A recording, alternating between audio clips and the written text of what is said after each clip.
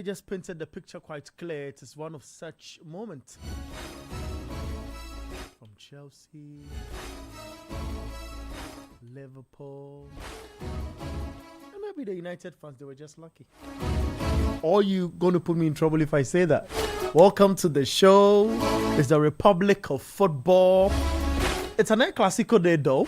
We're going to talk about it. But Arsenal have an all to prove to the world why this is their moment. Welcome.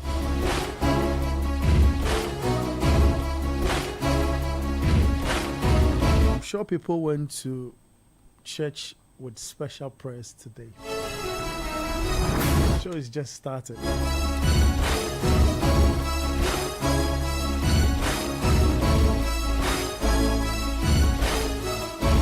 So it's 2 minutes into that game. It's Arsenal up against Crystal Palace. Welcome you here on 97.3 City FM, on Channel 1 TV as well, on our platform, on YouTube. You can chase us in there and make sure you get a groove on. It's the Republic of Football, and it's an eye across Europe. Whatever that is happening in the space, we get to paint the picture quite clearer. Some people ask me, is this a watch along? Is it an analysis based show? Look, it's all inclusive. We analyze the game. We try and paint the picture. We carry you along with the game, and it's the show you have to stick and stay with. For us now, they have David Raya in post, 3 minutes in play. Joran Timber on the right. Then there's William Saliba, Gabriel Magalhaes in the middle of defense. Then there's Calafiori on the other half, on the left-hand side of defense. In midfield, in a 4-3-3 formation, there's Eberechi Edze on your right, Martin Zubimendi in the middle, in midfield, and Declan Rice as well. Bukayo Saka, Victor Gyökeres, and Leandro Trossard, leading the attack in a 4-3-3 formation for Arsenal. They have to win. I'll be telling you about the table as well. We'll blend all of that in our analysis and get the conversation going. For Crystal Palace, they have Dean Henderson in post. There's on the right, Chris Richards there. Lacroix is in the middle in the back three. Then there's McGay on the right, a guy that came under a lot of transfer discussions. In middle, there's 3-4-2-1 formation, like the United's style of setting out their players. Mitchell in the middle, or on the left, there's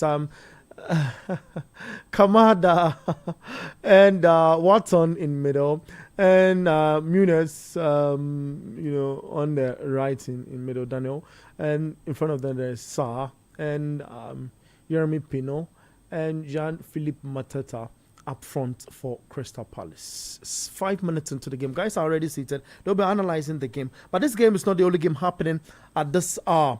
Well, it's a 2 p.m. batch of games. There's Bournemouth, AFC Bournemouth, up against Nottingham Forest. Then there's Arsenal Crystal Palace. One we went through the lineup short, just some few moments ago. Villa will be playing Manchester City. It's 5 minutes already in that game, so game already started. 0-0. Then there's Wolves up against Burnley. 5 minutes into that game as well. It's 0-0. I think it will be fair for Ghanaian interest. We run through the Nottingham Forest discussion as well as in the lineup. We'll get to talk about that. But guys, you're welcome. Thank you. So that's Sedi Nam Sedi, and you're welcome. Thank you. Yes, that's coming to mouth as well. Guys, you're welcome again. Thank you. Thank you. Last week you guys were missing in action. Yeah. We don't want to talk about that. Fine, let me move on. I mean, let's pick it from. And if I go to yesterday, it'll be an emotional show. I don't want to go on that tangent. I want us to talk about Arsenal because the game is currently happening. It's a 2 p.m. fixture. AFC Bournemouth. So I'll run you through the setup and how events looks like. You think, Sadi, from what had happened yesterday, it's a perfect move for Arsenal, or if you want, that's time for Arsenal to stretch or give a certain gap at the top. They're already on 19 points prior to this game. It's at 20 now because of how the score stands. But there's a coach for Palace who's also stubborn. But do you think it's where Mikel Arteta should show why? He's gotten squad depth now. He's gotten fantastic players at his disposal. And they seem to settle in faster, even though there are few that have exited this club.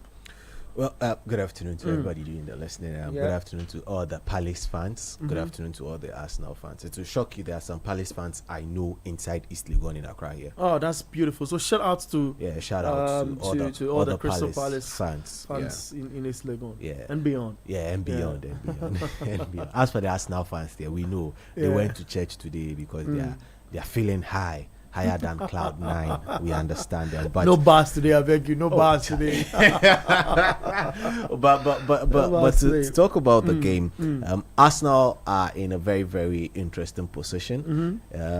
One school of thought is that there's no pressure on them to perform. They just have to be at ease and win one game at a time. At the Emirates. And today is at the Emirates. It's a London derby. Yeah, it is. We know how London derbies are. London derbies can shock you. London derbies can unmake you. True. Coming up against a Crystal Palace side that have won a couple of, some trophies and some shields in the past couple of months. They are in a good place. Getting into this game for them, and they are back in Europe. Now, Arsenal have the advantage of having rested more than Crystal Palace. On that base, today they put in Calafiori and Trossard for Luis Skelly and Martinelli. Like again I mentioned, they have the flexibility to move, here and there. But it's a dangerous side as well. Yeah. It's a dangerous side, and that's where the depth comes in for the team. That's where the entire depth for Arsenal comes into play. It's very important for us to put that into perspective. Okay. Now you look at the Arsenal setup, and every single position has got at least one man seated on the bench who is competent enough to come into the game and make you not really feel the absence of the original player for that position. It's just that for Saka, they are still managing the issue of Madueke and trying to see if he'll be the one to actually fit in that stead. A lot of people have forgotten already that Kai Havertz is still part of this Arsenal setup, all because of what has happened in the position that he normally plays in. Now they've got sorry to put it this way, but they've got a better prospect in that position. Gyökeres. Yeah. He's doing what is needed of him as at now, putting in goals when the ball is fed to him, adding up to play. You go on to the left side, they've got Martinelli, they've got Trossard for that particular position. You come into midfield, it's stuck. So for them to be able to just manage the minutes for the players and keep everybody happy, that is the most difficult job for Arteta now. And so far, he's doing it well. But there will be questions when we get into December. But coming up against this Crystal Palace side, who are a very shrewd side, the squad depth is not as much as compared to Arsenal. Yeah. Yet they are marshalling their guys to perform in a particular way against the big guys. You've got to hand it to Oliver Glasner. He has made this Crystal Palace team not fear playing the big boys. Yeah. The Palace team set up against the big boys and feel extremely you feel that's a bit of arrogance, exhibited. Not getting scared of any of the big guys in this league, and actually taking the cue from clubs like Nottingham Forest. Or you think it's just the manager showing his prowess with the kind of lat he has, at his coffers, if you want. Aside from the bit of arrogance, I don't think it's arrogance on their part. They are playing as the underdogs and they are using it to their advantage. Yeah. A lot of teams would come into a game as underdogs and then hide as underdogs and complete the game as underdogs. They come into the game normally as underdogs and then bite you harder than the main dog would bite you. So you feel the pain. Liverpool have felt that pain. True. I didn't want to go back to yesterday, but if you want, they felt that pain. No, I'm even not talking. They went to play Community Shield with them and they felt the pain. Okay, fine. That is where their trouble started. They've been going through pains. This is the 4th time. You will get to Liverpool. Thank you. get to Liverpool. Don't worry. It's fine now. You're driving me there actually. No, but you see, they are set up and they are playing according to the philosophy of the manager. Okay. One person who slowly has metamorphosed into one of their key cogs this season, aside Adam Wharton, is Daichi Kamada. Fantastic player. Last season, Daichi Kamada playing in that position for me was worrying because he kept on getting tackles mistimed late and kept on getting yellow cards, building up the yellow cards, suspensions, and then occasionally he gets a red card. But now he's grown into that position, feeling very comfortable in it and actually stringing things in that midfield together with Wharton and helping the team. All of a sudden, the likes of Hughes have been relegated out of this team, and their presence is not being felt, is not also being missed, and it's shocking. You also need to add up to how Ismail Assar has really added a lot of touch to this team. He has been able, together with all the lads up front, including Mateta, push the likes of Nketiah to the bench. And for me, it's something telling about this particular team. Well, Arsenal have had more of the ball in the opening 10, and but for Palace's solid back line and structure they want to keep, in this game. Do you think that this is much more of a battle of technical exposure for these managers, and this fixture comes to that test? Yeah, I feel that way. Mostly with Oliver Glasner, whenever he meets the big guys, he wants to put up a system that will be able to help them. So you will get most of the ball. The opponent is going to get most of the ball, but he's going to make sure at least he's going to work on counters and other set pieces, especially when you come to Crystal Palace. Although Arsenal is also good at set pieces, Palace is also very good at that also. So we saw that corner, some few moments ago where they were trying to, and it was very dangerous. So with Oliver Glasner, you see that he plays on a counter attack with Sarr operating and moving very fast, or Pino trying to move very fast and passing the ball to Mateta. And this is a very difficult one because you are meeting this Arsenal side that needs to win this game to open the gap at the top there, because now they've seen that the likes of Liverpool are not in their best form. Chelsea also lost. So this is the chance This is the moment for them to get the number of points. I will not be drawn into what you talk about. But by way of update, sorry to obstruct you, Wolves are getting defeated, and it is 1-0 against them as it stands by way of update. So what it means is that, let me quickly run through what is happening so that painting the picture out there will be quite clearer for those on TV, on Channel 1 TV. We appreciate you guys a lot. And on radio at 97.3 City FM. And of course on YouTube at City Sports GHA, on X as well. And across all our platforms. It's AFC Bournemouth 0, Nottingham Forest 0, Arsenal 0, Crystal Palace 0, Aston Villa 0, Manchester City 0, and Wolves 0, Burnley 1. It's 15 minutes across in the games. You were analysing something tactically, the battle in midfield, the tactical battle in midfield for both sides. Yeah, so it's going to be a very interesting one. And looking at the position of Eze today, you could see clearly he's going to operate as a number 10, moving around, and the middle will be Zubimendi and Declan Rice trying to control the midfield. So it's going to be a very interesting battle because you're going to meet the likes of Kamada, what Sedi said, and also for Watson. So it's going to be a very tough one, a very difficult one for both sides. But Palace are a team that they can play the game till the 90th minute, they don't get tired. So if Arsenal even takes the lead right now, Arsenal should try their best to get the goals, like at least about 2 to 3 goals. Last week, Bournemouth were leading by 2-0. They sat there for Palace to come back and even gave a last minute goal that became 3-3 against Bournemouth. That became a 3-3 draw game. So that was a very big one at the Selhurst Park. But this time around at the Emirates Stadium, Arsenal is going to do their best to play this kind of football, the passes. And there's one interesting stat about Arsenal. I don't remember the last time. The last time Arsenal conceded a goal in the Premier League was against Newcastle. That was in September. That was around 25th, 26th September. That was the last time Arsenal conceded a goal in the Premier League. So that should tell you their defense line is a very good one. The likes of Saliba, Gabriel, and Timber. Timber is one key person. If Arsenal is to win the Premier League, it will depend on Timber. He's one key spot for Arsenal this season. Last season, because of the injuries and other things, we didn't see the best of him. But I'm praying for an injury-free season for Timber. He's a very good talent that Arsenal bought from Ajax.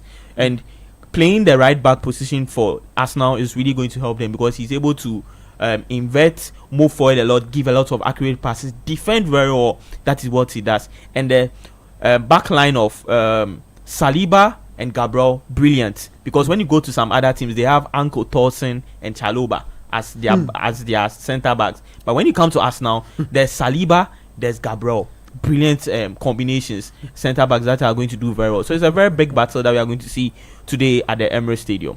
This is 97.3. You are live on TV, on Channel 1 TV, and of course so on YouTube at City Sports, GHA, and across all our platforms on X as well. So welcome on board, and let's enjoy this show. You can send your thought on 0549 986 996, 0549 986 996, 0549 986 996 on WhatsApp. We'll receive all your thought in there. I know Chelsea fans would love to react. What do you think about today's game? The shocking part of the narrative where we'll go on break, we'll be talking about some offenses.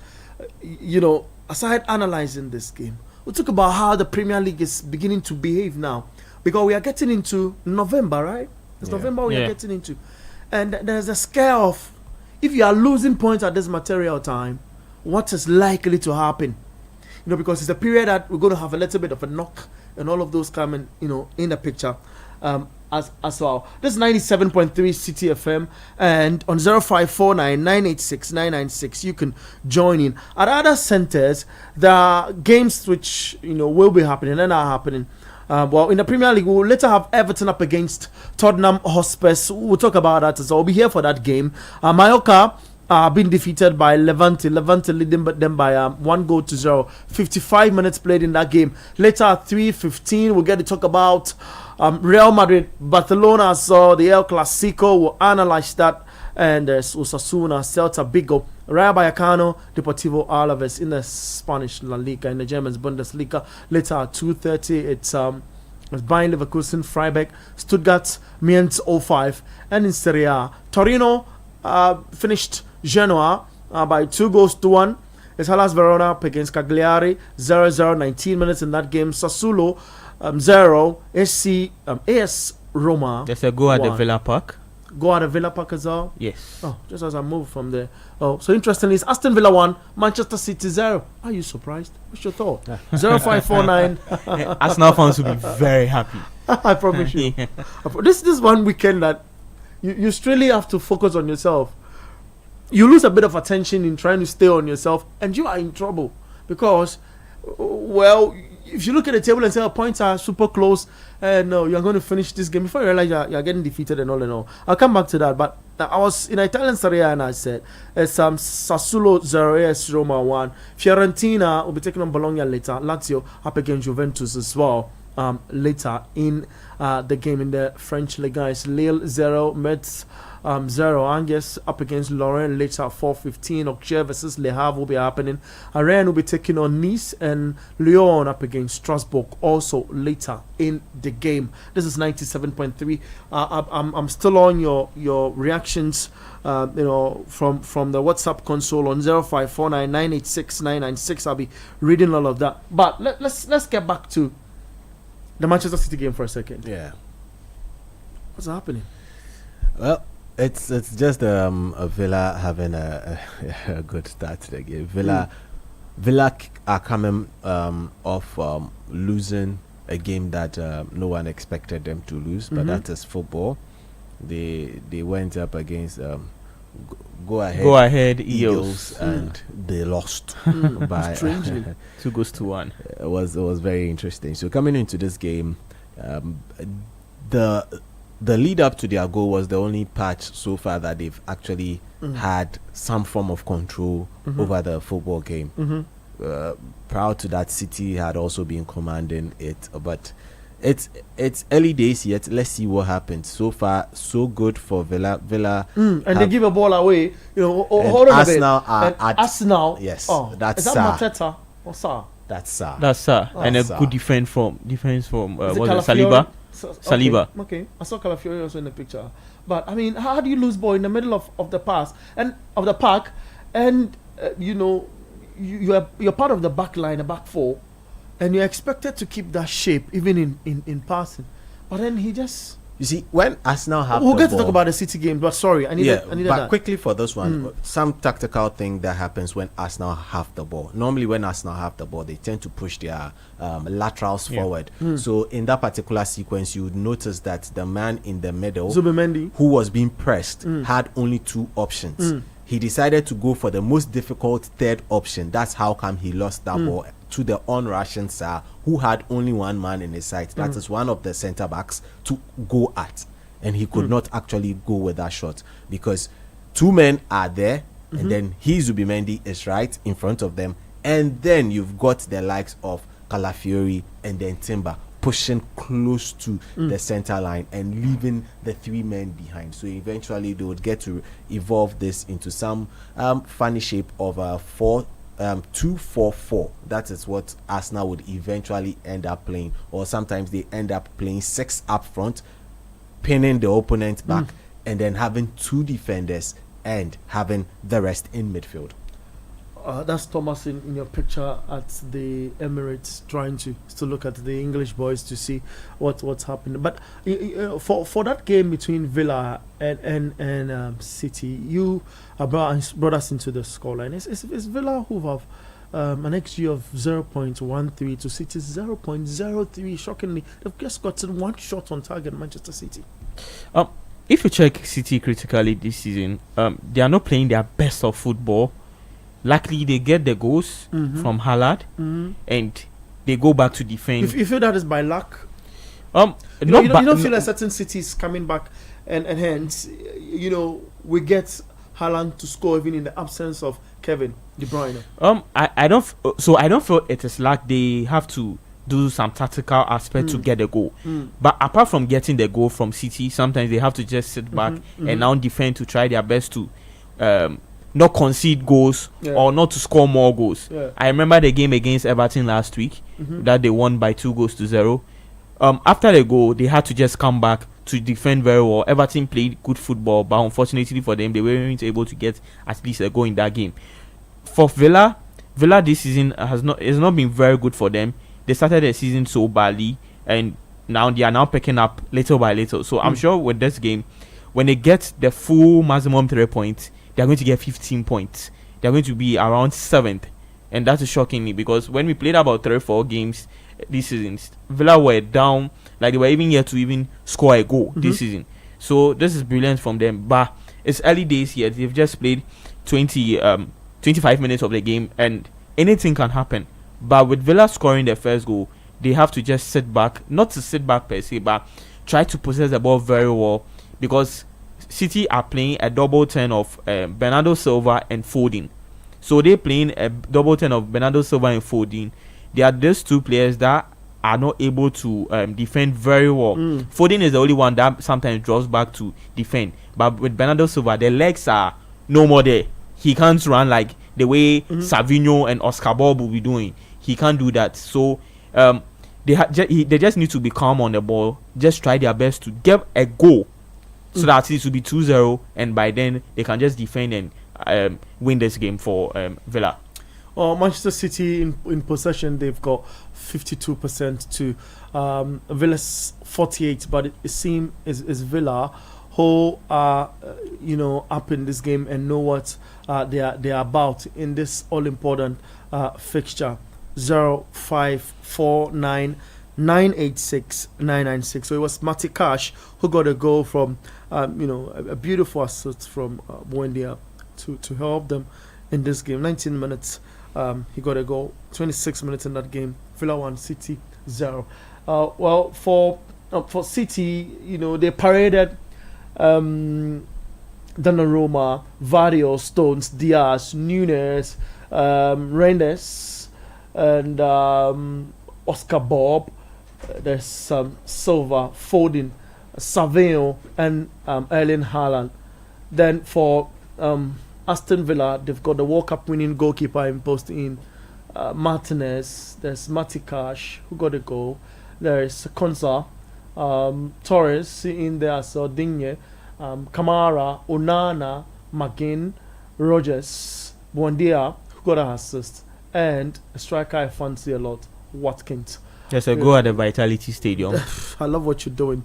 So let's run through that as well.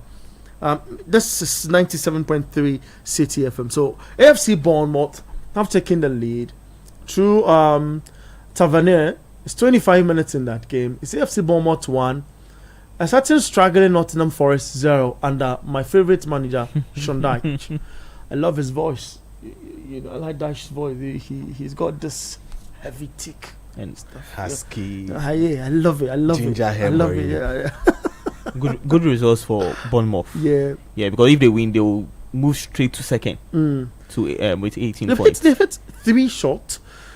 You know, and Forest has been wanting. They've not shown up. You know, in the game, unfortunately, at an XG of 0.37, I feel AFC Bournemouth have been the one who've been pressing from that 3 shots that they've had. But I mean, it's interesting times ahead in the 2 p.m. Batch of games. It's still Arsenal 0, Crystal Palace 0. You know, but Arsenal seem to be attacking. They seem to be losing the balls in critical areas.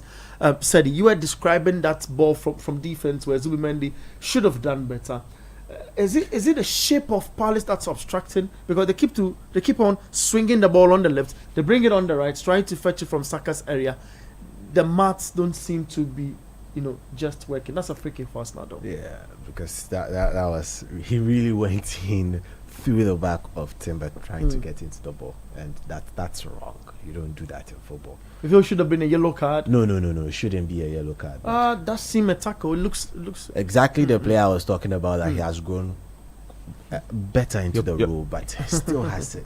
Sorry, but Abeku, your player is in for Aston Villa. My player? Yes, Jadon Sancho. Oh, what are you talking about? I don't have any player called Jadon Sancho. Do you know a player called Jadon Sancho? I don't know. Any player called Jadon Sancho? There was a Jadon Sancho last season that was running at Kwabena's favorite club. Chelsea? Yeah. Let's move on. Let's move on. The guys, they want us to talk about Chelsea, so I'm just trying to guide the convo. Yeah. So that emotions don't get out today. No. Today we are trying to save ourselves. Yeah. So that I don't go and say anything again. That would cause me trouble. But for let me get back and to Arsenal that. shoots from range, but it was heading towards nowhere. So when Crystal Palace are without the ball, the shape of Crystal Palace is blocking the middle channel for Arsenal to use. So Arsenal only are trying Hold on, and it's a shot, but McGinn. Oh, for Aston Villa and City. It seems Villa are pressing in that game. I love you pay attention to that. Then you get to talk about, but you were talking about the shape of Palace for a second. So the shape of Palace is making it it's clogging the midfield area. Like we see now in our pictures. Good. Now you see 3-man in defense. Now they have the ball, so the shape has switched to their offensive shape. Without the ball, they switch into a defensive shape. Now that is now you see the 3 men clearly in defense. Now where is the wing back? The wing back is hugging the touchline, and that's Ismail Assar moving into the inside channel. The ball comes back again to the 3-man line. So the 3-man line is constantly there, putting Adam Wharton in the midfield, pairing it with Daichi Kamada. Ahead of him, you've got Ismail Assar, who is dropping back. I tell you what, if Ismail Assar is good enough, he should be scoring by now. He definitely, you see, that's one chance. If a player is to score, I just saw this chance now. Look the half. Yeah. But the ball was just kicked right into him, and he had his body, you know, a little bit slanted to receive the ball, which I feel there's nothing wrong with it. But after the ball moving in front of you, need to cover your the guy who is defending, you need to he's tick tall. Yeah. He needs to be shading the player off and allowing the ball run. Then he runs after it. Create space for other guys in the channel as well. You see, I'm overthinking it. No. I understand where you are going, but if we should use the same rule that you are using for Sa on certain key players of certain other teams, it's Burnley to Wolves 0. Hey, Charlie. Or for who said they'll go? Oh no. Oh, it's too early. You see. Let's don't drift. Let's watch it. Don't drift. No, 10 drifting. games first. No, not drifting. You just finish with the shit. People are enjoying what you're saying though. So finish with that drift. With the entire that point. shape of Palace, how compact they are putting themselves and creating that arrowhead movement for themselves, allowing Sa a lot of room and allowing Mateta a lot of room. It's really making it difficult for Arsenal to actually penetrate through the middle. And in such a game, so with Eze is playing. Yeah, so with what you are even saying, stats came in, touches in the box, in the opposition box. Crystal Palace has 7 touches in Arsenal's box, and Arsenal just 2. And a more detailed one, even from that again, is that Palace have had 3 attempts. Arsenal have had 0. Because of what you described, closing the ships up around where their strength is. Basically on the laterals, and trying to force them in the middle where they know they have control over, because it's a midfield battle now, and they feel they also have the guys in midfield to battle, cancel the Zubimendis and the Ezes and those guys out. That's true. And remember that Eze is coming from Crystal Palace. Okay. Eze is just crossing the carpet from Crystal Palace. True. And Eze today is trying to play in that role that you normally find Odegaard roaming in and collabing in and moving in. Jesus Christ. Which guy is this, my God? Nobody can hate you, you know that, right? Nah, nobody can hate you. No. Say, You've got this aura, which is so special and nice. Like, the God will make you so. Oh my God! No, I mean, this is a slot. The word didn't done. And it's slot. Word didn't done. What's the meaning of that? People are watching across the world. Days. Yeah. Slot it didn't done. Slot it didn't done. And it's slot it didn't done. It days. That's the way we say it in Ghana. It didn't done. I love you talk about this law for Look, a second. my boss. I just hope that this dindaism will not get to my boss Bernard Avle. Because the way the man is dindaing, he can easily infect. It's infectious. Yeah, it's frustrating as well. My boss, Kodra Da Mensa, the manner in which they are dindaing, dindalism, Charlie. Guys, that's Christopher Nimlin. If you're watching on TV, you get to see Dr. Kwame Banyako, the top. Yeah. I mentioned the top Liverpool supporters in this country. Yeah. Every Ghanaian recognizes them as top Liverpool supporters. That's true. My boss, Bernard Koko Avle. Yeah. He's dindaing. But you say you should be careful. I'm trying to rescue the situation. It's not happening. He's dindaing. Dindalism. Why dindan? And it's not a dindan.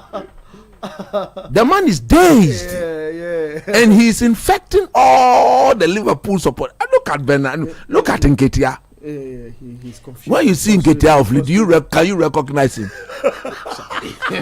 When you see Nketiah of late, the last time you saw Nketiah, he sat in the chair. That's why in the slot. I'm sure they will sack him by the end of the day. What sort of man is this? He's wondering. Nketiah. Then you see the way Nketiah they walk. They do this. Why didn't them? Why are you like that? You're talking about us now. The fact of the matter is, the pain is they are healing. The people are healing. Look, when he came, slot. I said, be careful. Slot does not get slaughtered. Yeah. Of late, the man, look, even the butcher. If you go to where they butcher the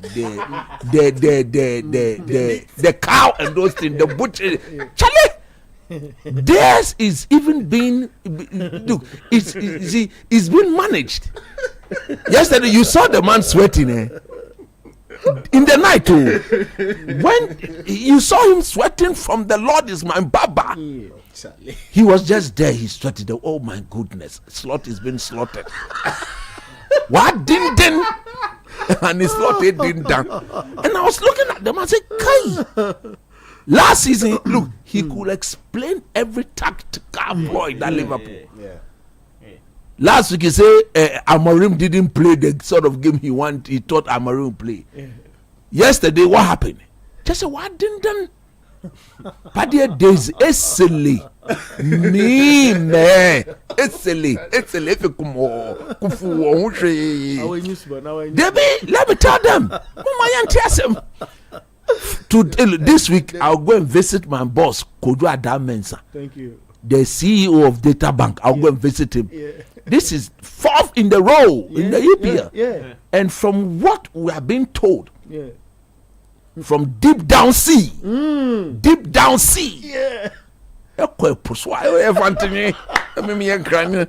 ha epono ednamen krane infante Cape Coast. That's true. Epono Cape Coast. Oh no, me cost go. We've called, you see, Liverpool is a team formed by fishermen. You know that? True, I know that. Fishermen for what team? And the marine spirit, they were jitum. Now, some of us, we've entered into the spirit of the marine realm and trying to find out why are they getting what they are getting. Liverpool. Today I'm on them.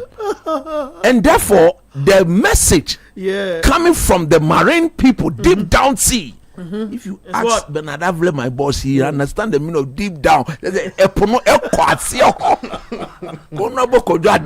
My boss at Data Bank, he knows that.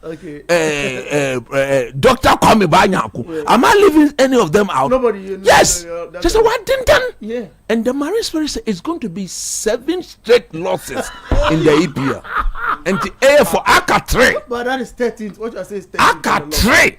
If you are losing, Messi, Akat, Ibasan, and Ibasan, and yes, I had all kind of antima. Is he? Oh, as a scores. What a goal!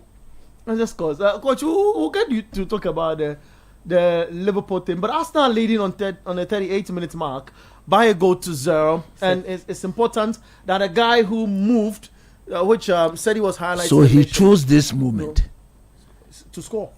That guy is a wicked player. Yesterday, Manchester United played against Brighton. Yes. Scored. Welbeck, he has been scoring against United. For a minute. But you see, Eze should have scored. But you cannot choose your former team to score your first goal. Why? I understand. Now it is the people of Arsenal that explain why you feel you're a good player from that. No, he's a good player. But I'm just saying that the people at Crystal Palace will look at the goal he scored. Why did he choose today? Could have done this anywhere. But that is it. Like I'm saying, and his slot has been slaughtered. And I am told from deep down sea that it's going to be 7 straight losses in the Premier League. Now they've gone 4. They are left with 3 more. 3. Aka 3. You see the way I'm mentioning the 3. Aka 3. And this 3. Look, my brother, don't go there.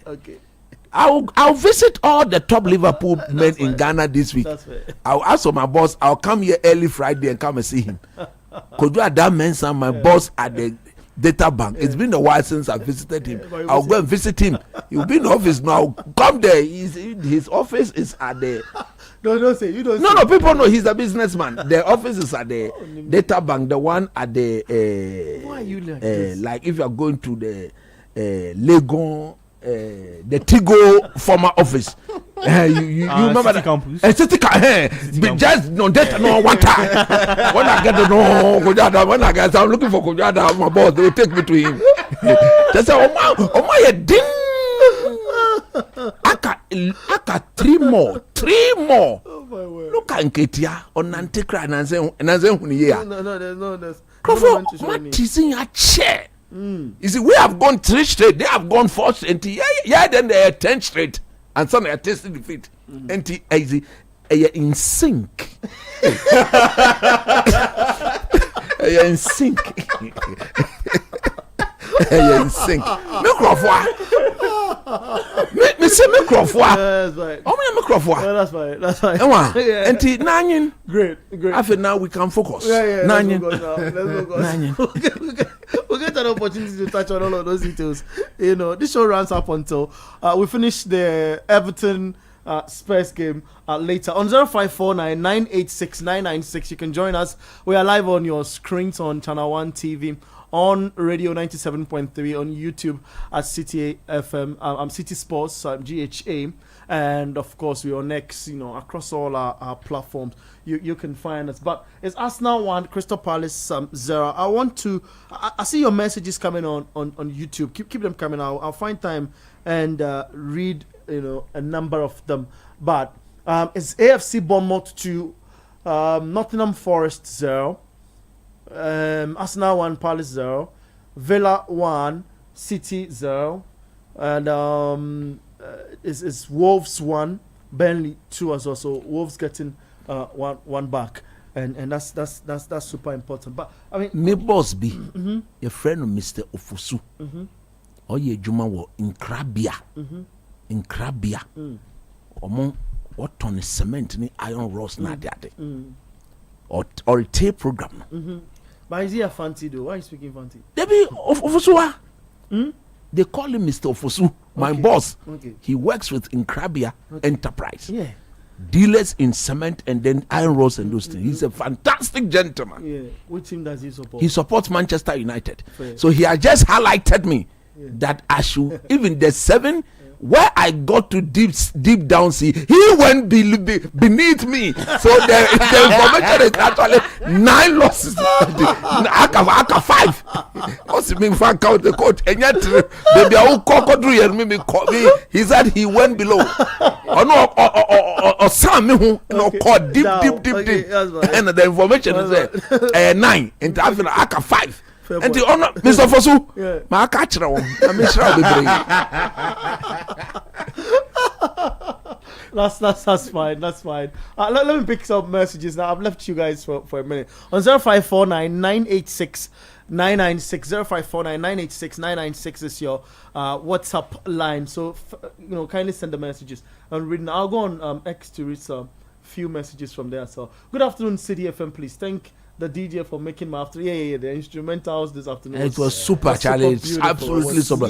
When I was on my way, damn, man. Yeah, man. See, you nearly dazed. Look, man. there's like a Liverpool fan. When you go to church, and you had a wonderful church service. Today, my regular host pastor, he has an appointment, so he's going to preach elsewhere. Yeah.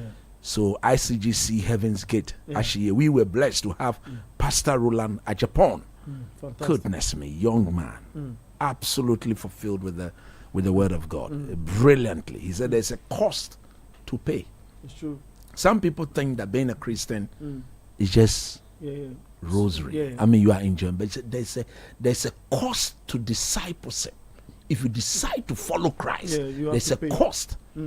And he read something in 1 Corinthians chapter 4. The whole of that. Okay. He picked up some salient points. And look, and to be honest with you, there's a cost to pay. But if you stand firm that's it. for Jesus, Abi, there's nothing, absolutely nothing.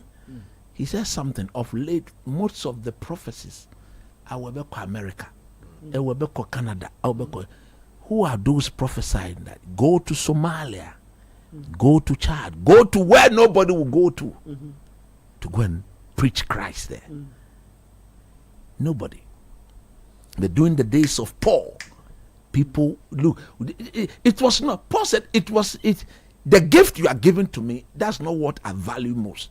What I value most is your prayers upon my life to enable me preach the gospel of Christ. It's as that. And when I was after having this wonderful day in church, and I was coming, and the DJ Charlie, I say, oh my Lord, my soul has been fed, and I want to. I'm most grateful to him. He just summed it up. I went quite solid. I was Martino. May I go to my church is right behind me. It's behind my house. See? Bethany Methodist Church. It's behind my house. But you're not with me in my neighborhood. How would you know? I belong to Guild. I'm always in church. When it's Sunday, I'm not on breakfast, in the morning. Yeah, giving a Sunday breakfast show. Now, if I'm on Sunday breakfast show, how do I go to church? I need to be in studio, 1 hour to show. And other kind messages. Oh, I was waiting home. When I heard Coach's voice, I knew the studio was lit. Preach, Coach Nimley. Yes. I said, laughing emoji. Slot the what didn't. Oh my goodness. The great Coach Nimley. You are too much. Visca Barca. Yes. Coach, why didn't you visit them last season when Liverpool were winning? No. This is the proper visit. When people are in pain, you need to go and console them. Okay. They didn't come to console me when Man United was suffering. Me, I care about them, so I'll go and console them. They were laughing at me. I'll go and console them. That was from Wilson Club. He comes again and says, Anislaw spends £500 million and turn my team into Luton. Yeah. Sweet Kwame says yesterday Baleba was terrible. I agree with you. Baleba wasn't terrible. No. He wasn't terrible. He played a normal game. He shouldn't be playing normal for me. So why catch them? Said team. He's told them this is the team I want to play for. But why? Were they the one who sent the team? He's a Chelsea fan. He wanted them. I'm telling you. He should. You come. Look, if he's a Chelsea fan, my guy, you are there on YouTube. Look, if you're a Chelsea fan, I'm in the realm. Okay, and they will soon. Don't doubt me when I'm talking.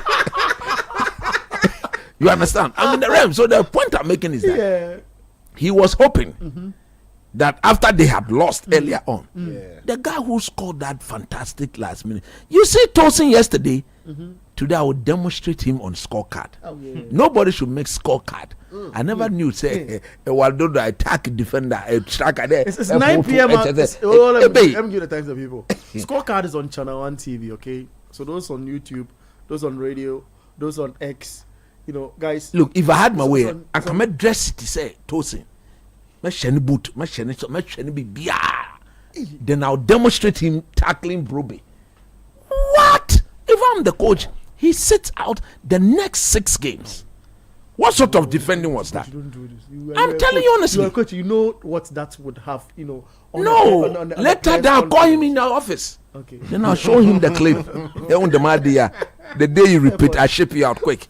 When the money hits the account every week, they look? Fair boy. It's halftime. Let me run guys through what has happened in other centers. So AFC Bournemouth 2, Aston. I beg your pardon. Nottingham Forest 0, Arsenal 1, Crystal Palace 0, Aston Villa 1, Manchester City 0, and Wolves 2. Yeah, so Wolves 2, Burnley 2. So those who thinking Wolves will be relegated, they seem to be finding their. But they are playing at home. They should be winning such games. Yeah, I have to speak. They are last. But I mean, it's early days yet, isn't it? This is October. This is week number 9. Next week, now you actually 10. We are playing 38 games. Yeah, but 38 games, we just done 9. Just 9. Then you say just 19. See, the season starts, I have said it here. Yeah. It starts after the first 10 games. True, I agree. Now, you remember I told people that, for example, Manchester United season will start after game number 10. You said it. I said it. So, that is the way it's going to be for everybody. Okay. But if in the first 9, you are languishing at the bottom of the table, then you've got serious problem. Right now, Nottingham Forest has got problem. Nuno Espirito, he himself, I don't know why he accepted the West Ham job. Because I could sit in the studios of City FM and I could diagnose, sometimes it's dissect, open up the West Ham team. They are the most lazy team in the league. But I've said it here. Why? Now, Shuchek, I win a race against him all day. Shuchek, he can never beat me in the foot race. Now you have a midfielder. I'm just imagining you in that race With Suchek. Oh, me see my man start. My man start. Mama na huma. Mama na huma. That's a major menu. Mama na huma. Now, if you see Suchek, the way he's running, is that the way he's running? Hey, you put this on in midfield to orchestrate, to detect, to plan, to be the orchestra. What? They are not serious. Look, if there is any team in the Premiership who cannot wait for the January window, I think it is West Ham. Immediately, without delay, they don't have a striker, they don't have a midfielder. There is the imbalance in that team is so, and then you see the work rate. You see, you may be imbalanced, but as a professional player, one thing you shouldn't allow anybody to question. It's your desire and your commitment to your job. True. Not even as a in everything you do. That is what put food on your table. Yeah, that's true. Me, I don't joke with my job. No, you should not. No, so when I see you joking with the thing you do, I look at this man, look at this lady. Are you serious? Yeah. Because in their case, every week by Friday, now I BP. The phone will just beep. A dim. Yeah. You understand what I'm saying? I get you. So if you are playing football and you are earning the sort of money they are earning, if there's anything at all, not your commitment level, should never be questioned. But if you look at West Ham, I can look at their team and say, this guy, are they really committed to the cause? Maybe yes, maybe no. So that uncertainty should never arise. Okay. When you are a footballer. Great. This 97.3 City FM on 0549 986 996 0549 986 996 on TV is Channel 1 TV and on YouTube is City Sports GHA. Let me go through the messages on our WhatsApp console. I cannot take them out. So there's one guy who was talking about the instrumentals and he says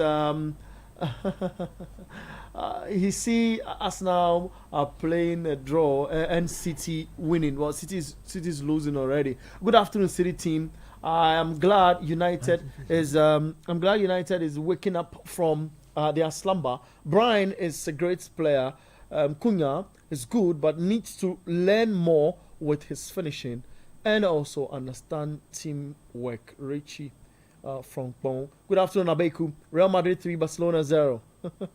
Mbappe to score 2. That's from Raymond Decoder inside Tama Community 4. Coach, who will be the backup to Ahmad and Brian when they go to the AFCON? Because Important question. Because we will miss them so much. Yeah, that's Coach, a very important question. The 7 is 7. What is he talking about? Are you talking about service, or you want to talk about the service or something like that? Jacob, Uber driver. Jacob is driving, but the guy is in tune. We love those things, but Charlie, be careful on the road here. We need you. Baleba gave a perfect auditioning for his Manchester United transfer in January. He at 0549 986 996. Coach Christopher Nimley with me here in the studios. Come on for ourselves and said it. I'm steady. Now we are in picture for that game, Bournemouth, AFC Bournemouth, Nottingham Forest, and we are seeing scenes and situations in the coach. Yesterday, I didn't love officiating in the United game, and to some extent, in the what you call Liverpool game as well. You see things that's happening in here, with officiating, and the referee just carries events on. Yeah, so this one is good refereeing. Okay. What? And that was the goal. No, but why are you all stunned? No. What's the problem? How they lost the ball? Those two players, Douglas. Charlie. No, you can't do this. Wow. No. So guys, we are tapping into the game. So now it's Wolves, Burnley, beautiful. and how they This is class. This is beautiful. That's just around the D. This is what we sees the goalkeeper. return the ball back to where where the the keeper was coming from. Oh Just, my goodness. Slots that This is into beautiful. the area. And the second goal also came from swinging to the So area. they've thrown away a Fleming 2-0 again. lead? Yeah. Fleming again. No, it's 2-2 now. So That's what I'm saying. They've thrown away a 2-0 lead. they've done that. So That's they a get a penalty. penalty from a tackle. Wolves in the pen. And what's this a penalty? Was it? Yeah, It's a yes. penalty. It's a He penalty. kicked The him. player went into Kicked him. at the foot of the other player. Clear penalty. He kicked him. So it's Wolves who are 2-2 against Burnley at home. No, I mean Wolves are home playing against Burnley, and that has been what's happened. Oh, it's been some beautiful goals in that game, isn't it? Yeah, man. AFC Bournemouth and Wolves and Burnley. So as it stands, Aston have 22 points on the table. Bournemouth second, 18. Sunderland third, 17. Manchester City fourth. United moved to sixth on goal difference and all of that. Then there's Liverpool who are sixth with 15 points. Villa comes in the picture. Has And City Fulham. equalized? No, it's 1-0. So It's they, 1-0. so why are they fit? I'm sure because No, of goal goals. difference. Goal difference. Goal difference. Yeah. Okay. No, but as at yesterday, they had how many points? 16. As I yesterday, United Yeah. was fourth Uni- yesterday. United So was if fourth. they are losing, it means they how they overtaking them. Are you getting what I'm saying? Yeah, good. I get That's what true. I get what you're saying. No, so but City has 6. If they lose, they'll get 16 points plus 10 goals. If they lose, Yeah, 16 points. then yes, yesterday, why did the table put No, United at fourth? Hold on a second. We have to Let me see. Let me allow. check. I don't know. It is like that across all platforms, though. Where I'm observing from. That they are Because I fourth. think That from Man now on City is another fourth. platform. Yeah. Yeah, the City is fourth. Yeah, so yesterday City were third on the league tables. They were United, third. yeah, the Okay. Yeah, United yeah. were- Sunderland okay, were yeah. second. Too. Sunderland were Sunderland Okay, were it's true, second, it's true. and City were That's third. true. Sunderland. So you know, Wow. is AFC Bournemouth winning today the obstruction Yeah, for yeah. United Okay, moving that's down? good. So that's what's happening. You know, on this week, match day 9 of the greatest league on planet Earth, the English Premier League. I'll have us go on a quick break here. On return into you know the scene, we'll get to talk about other things that you know you are raising in here. Well, there's one message I feel I have to read. It says, "Good afternoon, City FM. One of the biggest fish in Liverpool is the Chairman General." Oh, okay. He's saying Chairman General. Oh, mommy boss, yeah. I can call him straight as a Yeah, chairman and yeah. call you Yeah. chairman general. So then I have to add him to the list. He's the big man. Chairman general. I have to go and visit all. I'm locating all the big Liverpool people in Ghana. I have to go and visit them. Chairman General, Honorable Kojo Adamensa, and then Dr. Kwame Banyaku, and then my boss, my closest boss, Mr. Bernard Evelyn. I'll visit all of them during the week. You should. Sakura man, they are walking alone. And They say, "What my didn't Chelsea done?" make me sad. From Charles, inside Gomofete. All right, that's fair. So we'll go for a break here. We'll return and talk more here on 97.3 City FM and of course on Channel 1 TV, and you'll be seeing us on YouTube as well. We'll be back.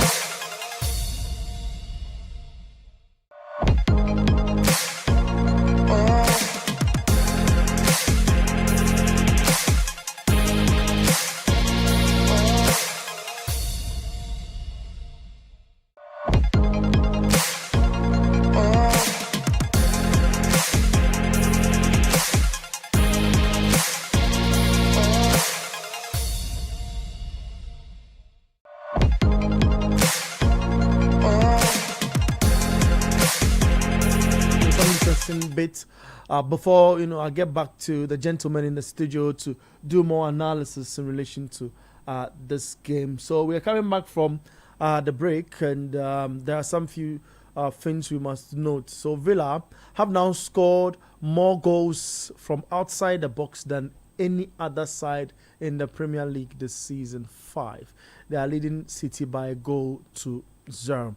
Now, in that game between AFC Bournemouth and Nottingham Forest, the Sherries are on course for their 100th Premier League victory. I want you to note that as well. So, few details you must know. I'll be bringing you up to speed with more of that. Bukayo Saka in the Arsenal game, which is happening now, 48 minutes into that game. Bukayo Saka, won more duels, 6, and made more tackles, 2, than any other Arsenal player in the first half. And that's the happening in there. Now, early in that game between AFC Bournemouth, also is the first Frenchman to score in 3 consecutive Premier League appearances since Jean-Philippe Mateta in January. So, a lot of insightful stuff. Lucas Digne had 3 times as many touches in the opposition box than Erling Haaland, 1 in the first half in the game between Villa and Manchester City.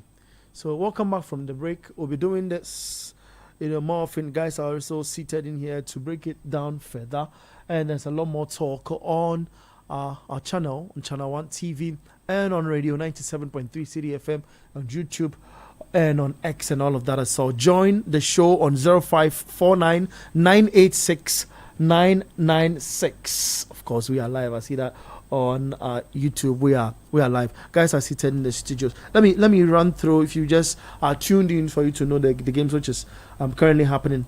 It's AFC Bournemouth 2, Nottingham Forest 0, Arsenal 1, Crystal Palace 0, Aston Villa 1, Manchester City 0, Wolves 2, Burnley 2. Later will be Everton up against Tottenham Hotspur at 4:30. We're telling you more about that. But I've got the confirmed 11 for the El Clásico. It's Barcelona playing at the Santiago Bernabeu against Xabi Alonso's Real Madrid.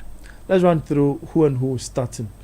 We've got our eyes on the Arsenal game as well. Guys are also, keeping tabs on other stuff. We'll be bringing you in here and there. But Esteban Courtois in post for Real Madrid. Alvaro Fernandez is on Courtois' left-hand side in defense. Dean Huijsen is playing alongside Eder Militao in defense, in the heart of defense. What we typically call the 4 and 5. There's Valverde on the other hand on Eder Militao's right in defense. In the 4-3-1-2 formation, note it well.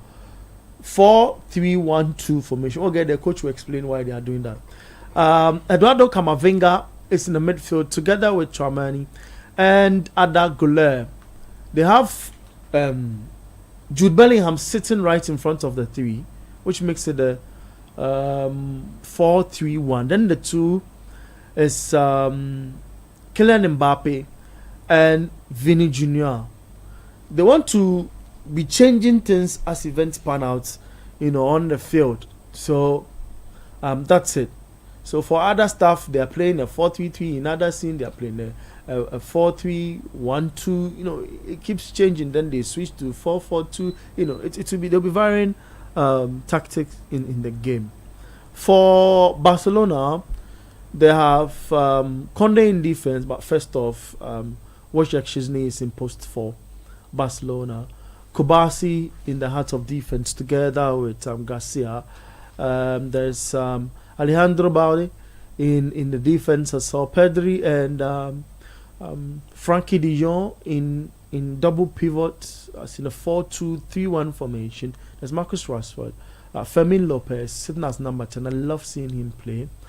Together with Lamine Yamal on the right. Then there's Ferran Torres, up front in the 4-2-3-1 formation for Barcelona. The game is starting at 3:15, so in about 4 minutes, that game will start. The El Clásico Madrid, Barcelona we'll be keeping tab on the game, and we'll be telling you what the latest is from Spain.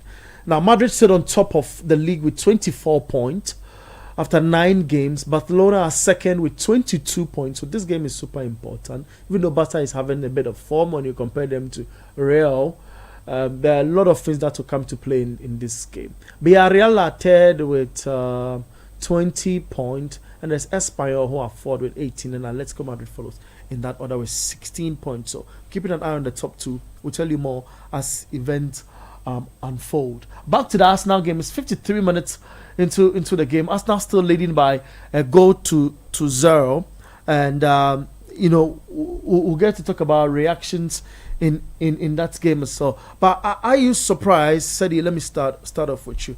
Were you shocked when you saw that lineup in Spain, for example, between Real Madrid and Barca? Well, one of the biggest games on earth, whether club football or national team football, is one of the biggest football games on earth, and you just have to put your best foot forward. It's the first outing for Xabi Alonso. He definitely played in this game as a player.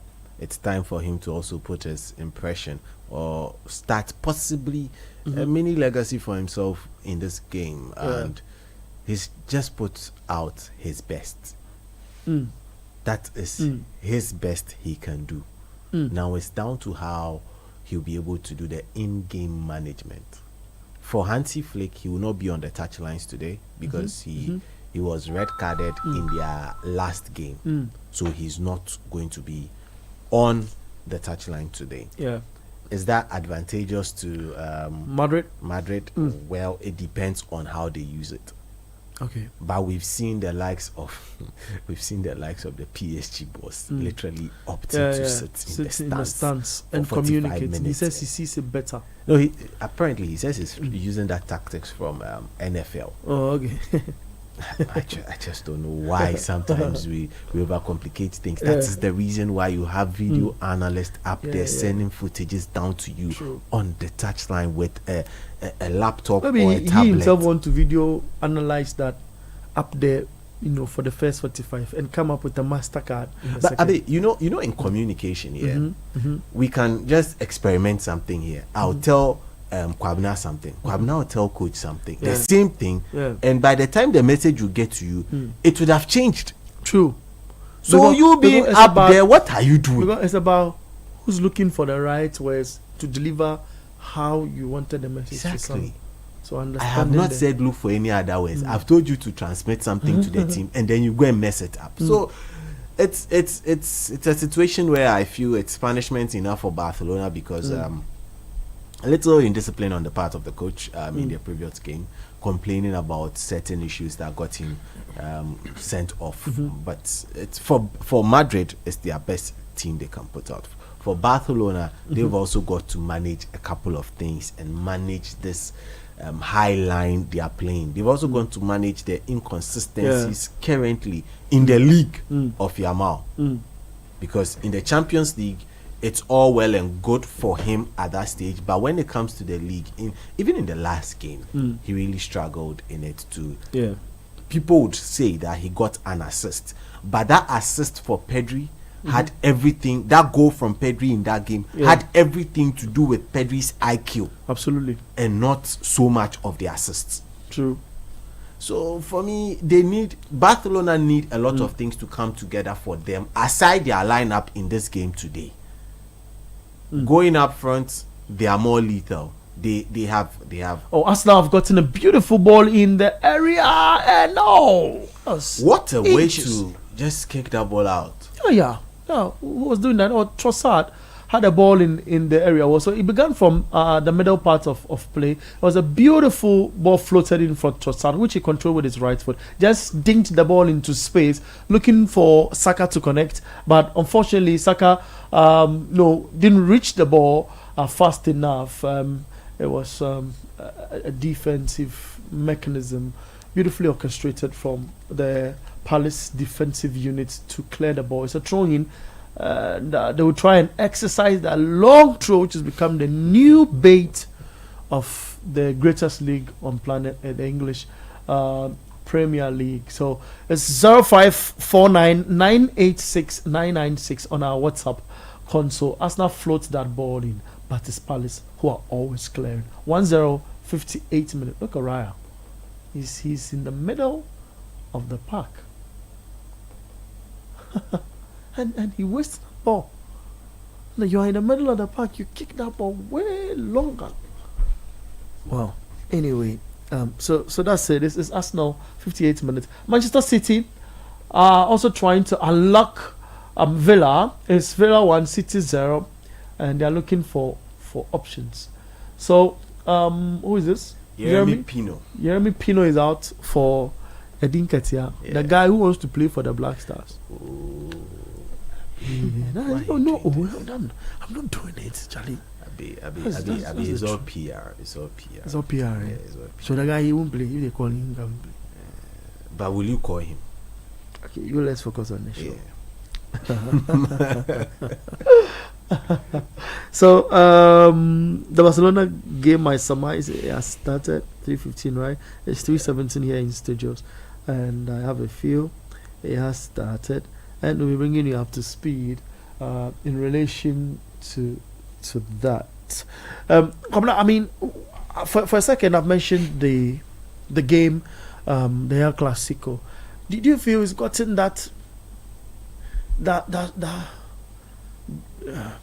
do I better put it? I'm looking for the right words. That right feel like he used to. I'm not trying to rubbish anything, but I'm just trying to find out if it's gotten that right feel like we used to, in times before. With this crop of players, they're all young. Everyone trying to exercise his muscle.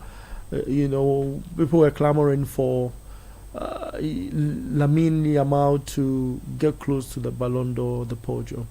But do you feel it still have that feel?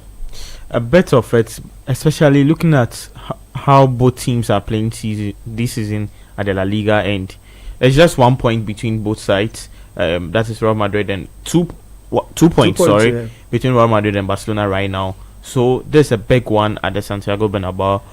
For Real Madrid, the likes of Mbappe, Vinicius would like to do their best. Mbappe will like to score a goal because this season it seems every match he at least gets a goal in that match, or at least assist in that game. But for Lamine Yamal, there's going to be a lot of pressure on him, especially because this is a game that he mostly wants to get his name, and he just came back from injury. So he putting as much energy in it is going to be very difficult. I remember just midweek when they played against Olympiacos in the Champions League, he didn't really play so well because of the kind of injury he had. So he was struggling a bit. But I'm just hoping this game is not going to really disturb him. But it's a big one that they have to do their best. There's one key place for Barcelona that is going to be very interesting. That's Ferran Torres playing as a number 9. He is going to play as a number 9, all right, but you're not going to get to know where exactly he's playing because he's one forward who likes to move about a lot. So it's very difficult for you to track him as a defender. So it's a very good one from them. And Fermin Lopez also playing as a number 10 for Barcelona, a very key one for Barcelona. But when you go to Real Madrid, the midfield battle Did you see that defensive work? Sorry to catch you. Yeah, from Pau Torres. Yeah. That's crazy for Aston Villa. Where he was, I mean, any player should be making errors from that area if your concentration. So no, the ball starts from the left hand side of Villa. It's flicked in, and there's a shot from behind, which is blocked, the initial one. Then the second one, he had himself right in front of the post to stop the ball from entering. And that's technique, leaving your leg in there. That was always dangerous. Yeah. It is. We've seen it gone into the post from him before. Yeah. So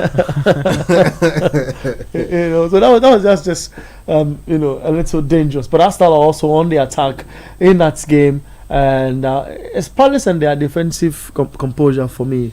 Because Arsenal keeps the threats coming. But you're talking about the Barca game before we switch. I moved to coach, to talk about it. But yeah. So with Real Madrid, you can see clearly that now Xabi Alonso likes to play Valverde as a number 2, as a right back, because that position he's doing well. He's doing his best to gets to play so well at that position, because the likes of Carvajal, who is getting old, and also for Trent, who just came back from injury, it's very difficult for them to play as the right back. So it's a very interesting game that we'll be watching this afternoon. All right. Great. This is 97.3 City FM. Hello, and you are welcome on 0549986996. You are invited with your thoughts. Let us know what you think in what we've been discussing so far. Here on the show. It's a show filled with updates and analysis while we paint the picture clearer and break it down before you get it anywhere on any other platform. So it's Arsenal holding Palace by a goal to 0. 63 minutes in that game, and they are looking for a second. What's the surprise package in this? I know it's not done. The game is not done yet, but I mean, you look at all the games we have in the Prem happening now. What's the surprise? Because is it that City game? Do you feel City are also getting in their old groove a little? Because when I read statistically what is happening in that game, it seemed wanting for a minute, coach. Look, gone are the days where Man City will go everywhere, anywhere in the Premier League and have it their way. Even though it's 50-59 ball possession. Yeah, and have it their way. Of late, like I said, the team that Pep has built will make time to be able to meet Pep's standard, because I mean, he's a coach of standard. If not the best in the business, one of the very best in the business. True. So I think that the team that he built, as compared to this one, this one needs time. I have said that this Man City team will not put any fear in anybody. So That's look at the true. team. Erling Haaland hasn't scored yet, so nobody has been able to equalize for them. If you watch them play, it's like they are waiting for him to put the ball in the back of the net. They are more or less trying to make sure everything goes through him. At the end of the day, if it's about going through him, then if that channel is blocked, then your way or your path to go is going to be even more difficult. Yeah. Villa themselves have made sure that defensively they look very solid. True. For me, Man City will have to be a bit more composed and a bit more relaxed. It's like they are forcing the issue. They want to get the equalizing goal and make the game an open game and see whether they can go and win it. But at the end of the day, they must be very careful, because defensively, we know that they've not been the very best. But having said that, there's still a lot to play for. They are still in the game. So is Aston Villa. Villa, of course, are leading. And the Man City recovery off the ball is what is creating the problem. I think they are still missing Rodri. Okay. Rodri's reading of the game in the middle of the park, especially when they are in possession and they are dominating.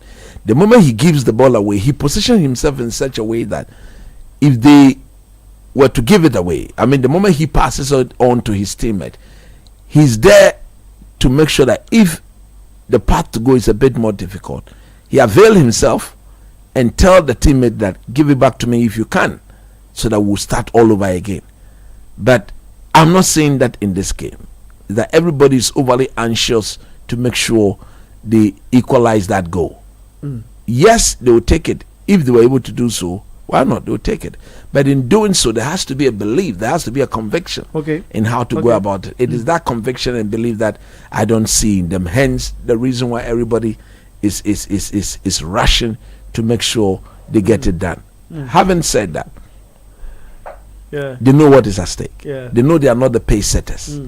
Arsenal are actually the pace setter of the season so far. As we speak, Arsenal are 22 points. Man City is 16.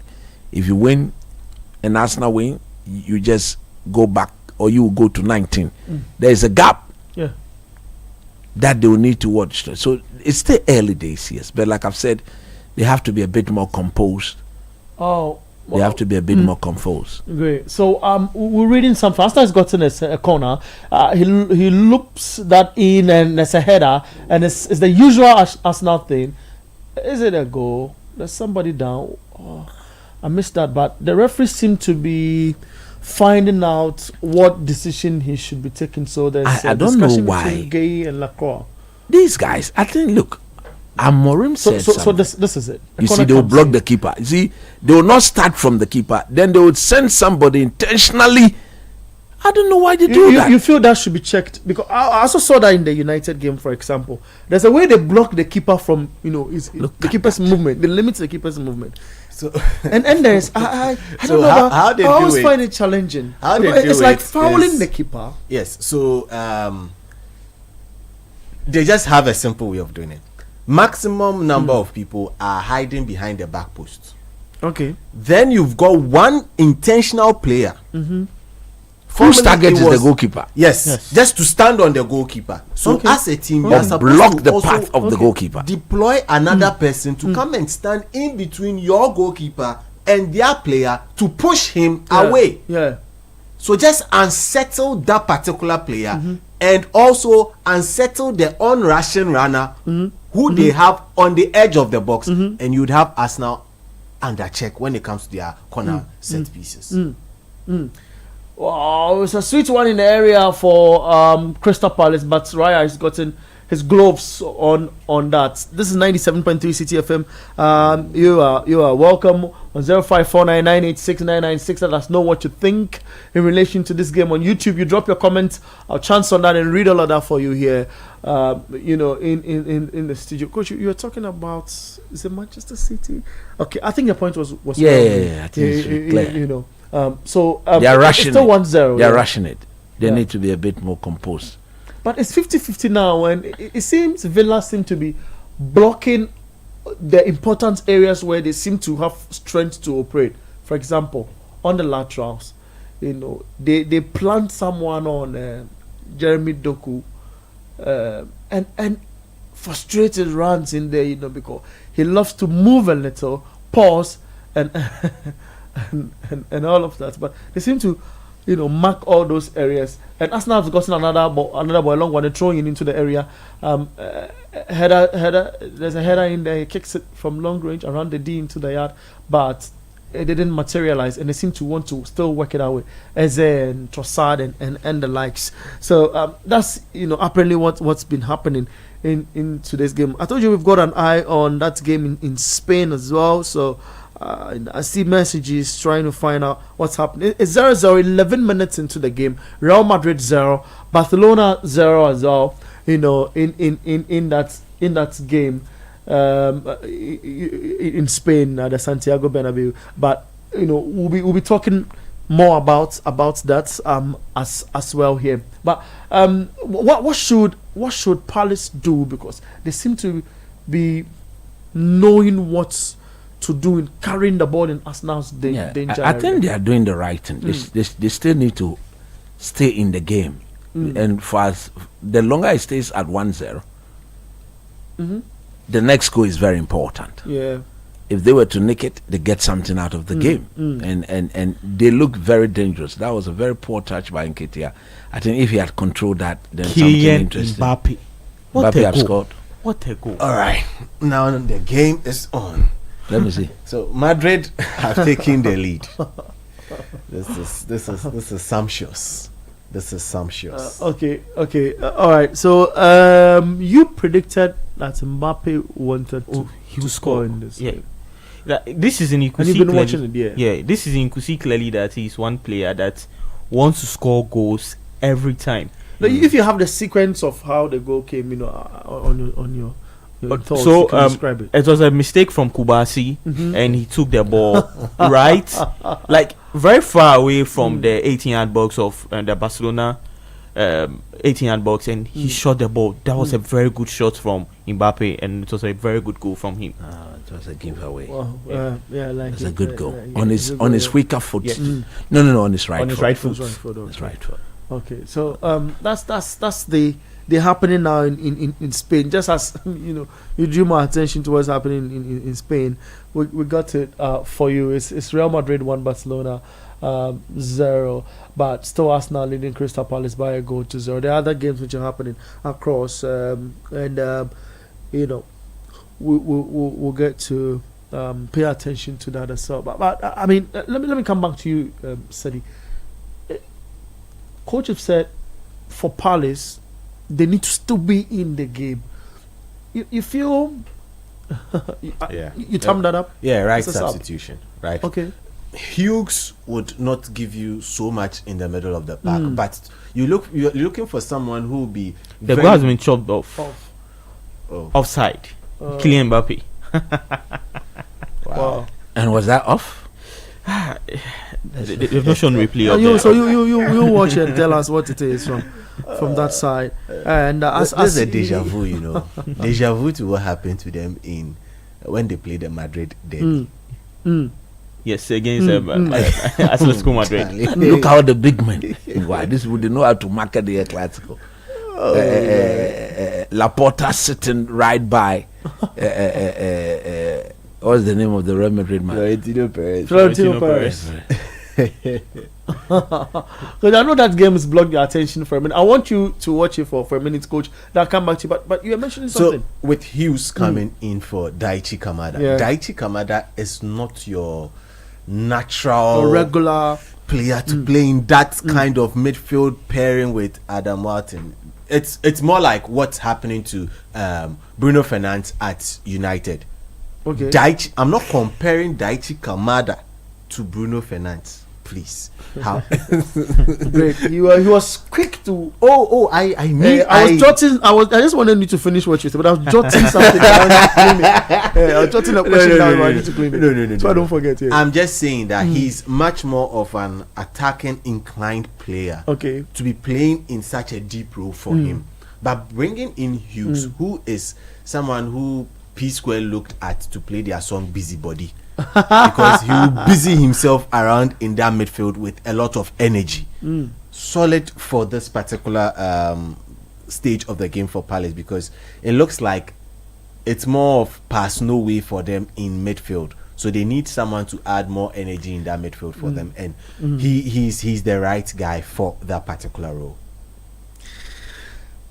Well, interesting, but the Clásico is getting super exciting as well in the happenings in Spain at the Santiago Bernabeu, an area where if you believe in white, I tell you need to be in that arena to experience it. It's 16 minutes in the game. Madrid 0, Barcelona 0 as well. That's the game currently happening in Spain. In German's Bundesliga, Bayern Leverkusen 1, Freiburg 0. In the Italian Serie A, Hellas Verona 2, Cagliari 0. Sassuolo also playing Roma, and it's Roma who are leading by a goal to 0. Lille is beating Metz by 4 goals to 0 as it stands. So 74 minutes in the game. So event happening across is what we've been painting. These the Barcelona players, they can play ball. Oh. Yeah, I love them. Charlie. They are young, exuberant, you know. No, they are teasing the people formation. good. Yeah. They play all around, across every area of the pitch. They keep passing the ball long, passing it short. I think it's a thing to do with Flick too. I admire him a lot, the manager in the fold. Is that okay? So that's it. That's a highlight of what we missed the nation league. Yeah, he was clearly offside. He was clearly offside, right? All right.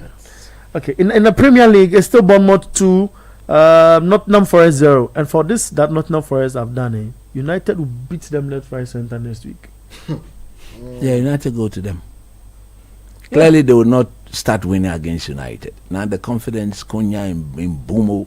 Is it in Bumo or in Bumo? In Bumo. AKA Ryan Giggs. Oh, don't do that. I'm not the one who started it. No. Do it. I'm not the one who started it. He's not gotten to Ryan Giggs' level. It's early days yet. Ryan Giggs' nanny, that was crucial. I did not start it. Don't go into that space. It's dangerous. It is. 77 minutes in the game. Arsenal Palace is still Arsenal 1, Palace 0. Palace with the ball in their half, shifting it to Hughes. He dinks it, right to their left, and they begin to pass the ball around for a minute. Wolves 2, Burnley also 2, and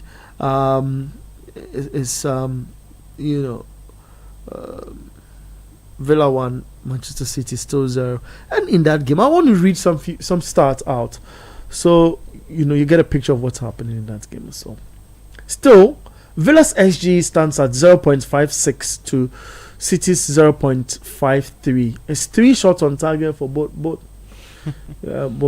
sides. But in ball possession, he also shifts slightly to 51-49 for in Manchester City's favor. Do you think that the individual brilliance, we all agree and settle on that? Pep is a brilliant manager, but for situations in the game that keeps happening, I the thought that we need to see individual brilliance in this Manchester City setup, because on paper, when you look at the names, they look attractive. That's very true. For City this season, you could see it is individual brilliance that is really helping them. That is Helen Hallard doing his best to get the goals for City. That is what is helping them.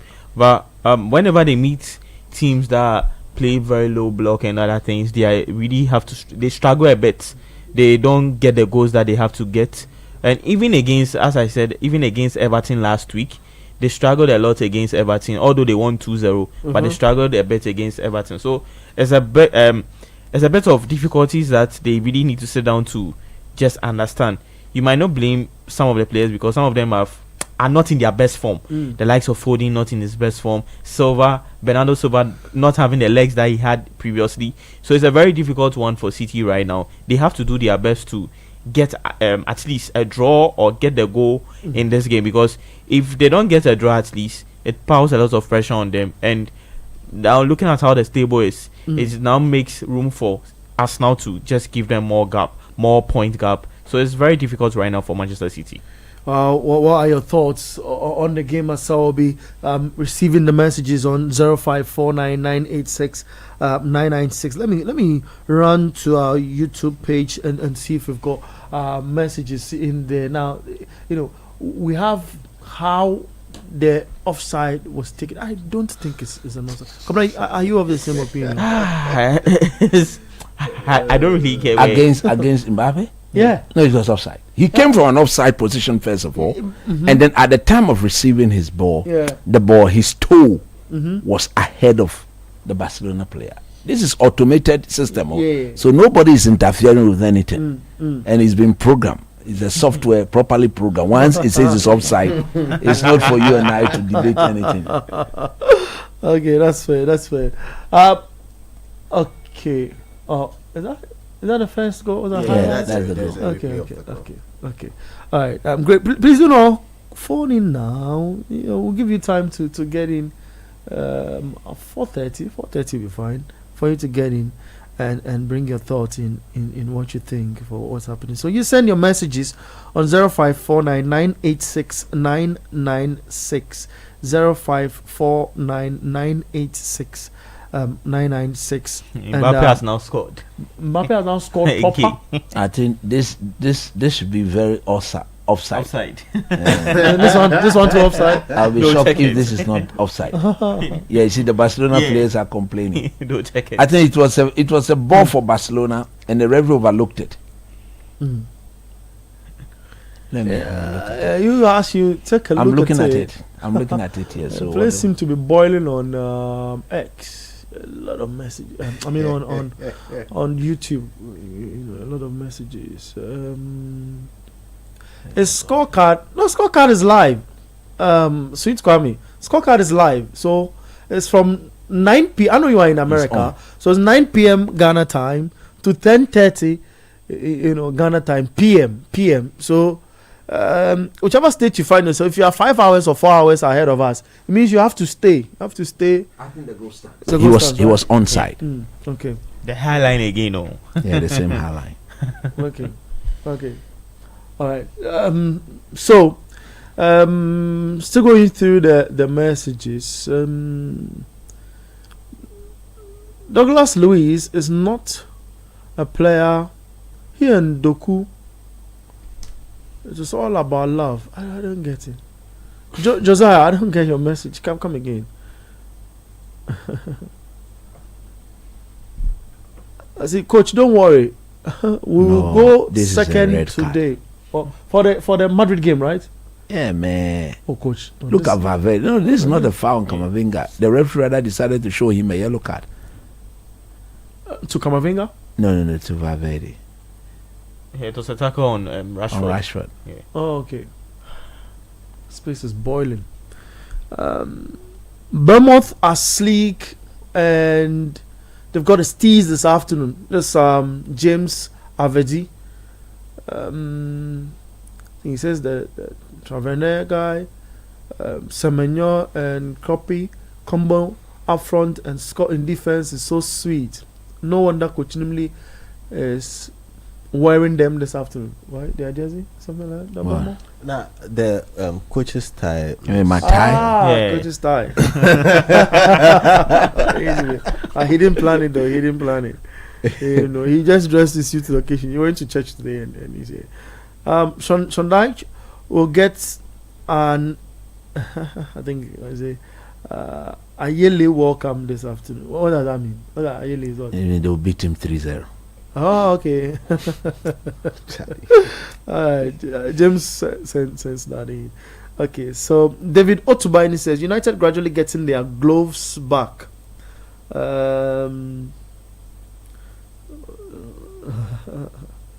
Okay, he's still also talking about.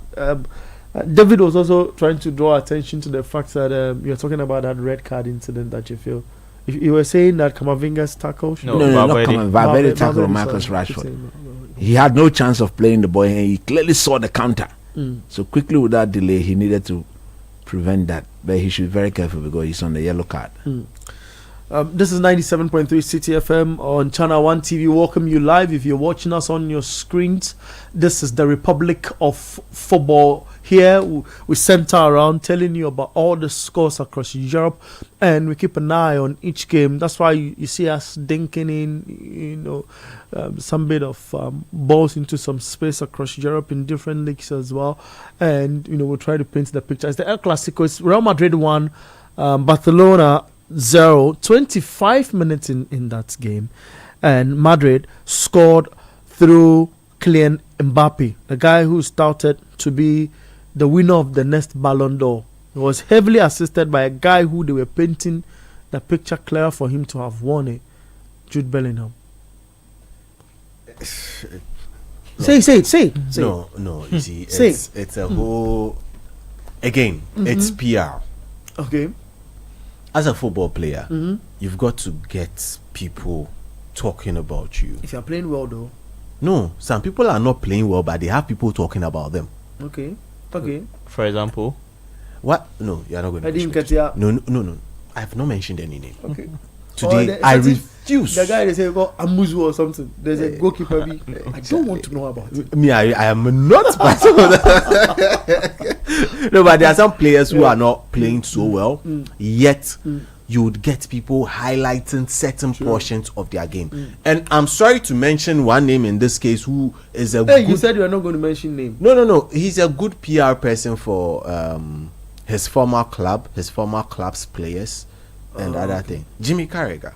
Okay. The mere fact, for instance, Liverpool is not using set pieces and long throws, he's against it. Okay. Do you understand? Yeah. And he doesn't see Liverpool players do any wrong. That is the sort of PR I'm talking about. Okay. So let's say a Jimmy Carragher was an advocate for a Vinicius Jr. Or he supports Real Madrid and he's an advocate for Vinicius Jr. Obviously, he would have had a very a much bigger look in for the award. You get where I'm coming from. So it's not that he did not perform, but sometimes you just need the PR to go your way. And these two clubs, the two clubs playing in the El Clásico, they've been confused about PR recently, doing all sorts of funny shenanigans. For instance, Yamal being pushed this year. If it were Rafinha, they would have had a much better chance. Really? Numbers wise, the truth. numbers wise, Rafinha unfortunately had more numbers than Yamal, but they want the prodigy and a prodigy this and a 18-year-old and that is where they are. Okay. We'll see if we'll have messages on the WhatsApp. How is this not a foul? Which one? In the I can't Clasico? believe my In the eyes. Clasico or the No, the No. Mateta. This was a foul. the Mateta one? This is a foul. This is not WWE. How is this not a foul? Oh. So You really think it's a foul? Yeah. it is a foul. It's a foul. Is it? It's a foul? Namely, you think it's a foul? It's a clear foul. Yeah.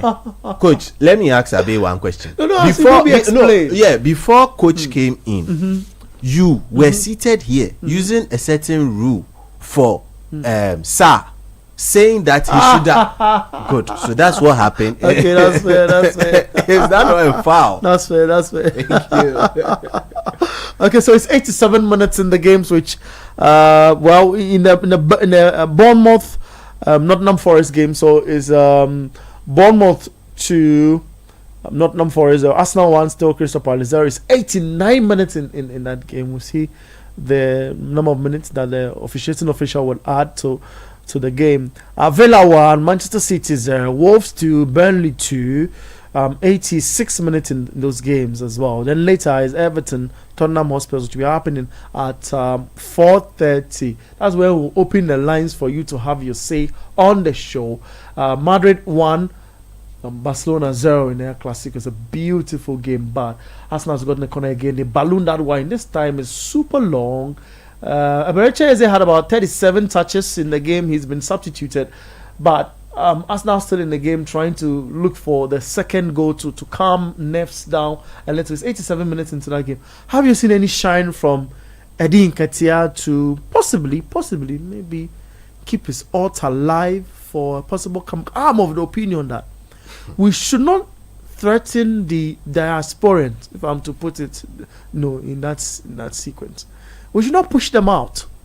Try to get them scared, even when they are playing better football. And that's the sequence you talk about. The corner kick, they've gotten one again. One oppressor is on the goalkeeper. How do you put oppressor? No, but that's what they do. And you know the funny thing? That's how I read that it was in the scripture. Interesting. No, but when you do it to us now, you have a set piece against them, and you play a similar thing to them. Then you get Gabriel complaining. Okay. Coach, there was a game that they got beat. The United game. They were complaining. No, I don't think it was a United game. It was a certain game. It was one game. It was on a Sunday, and it was done to them twice, and they were complaining.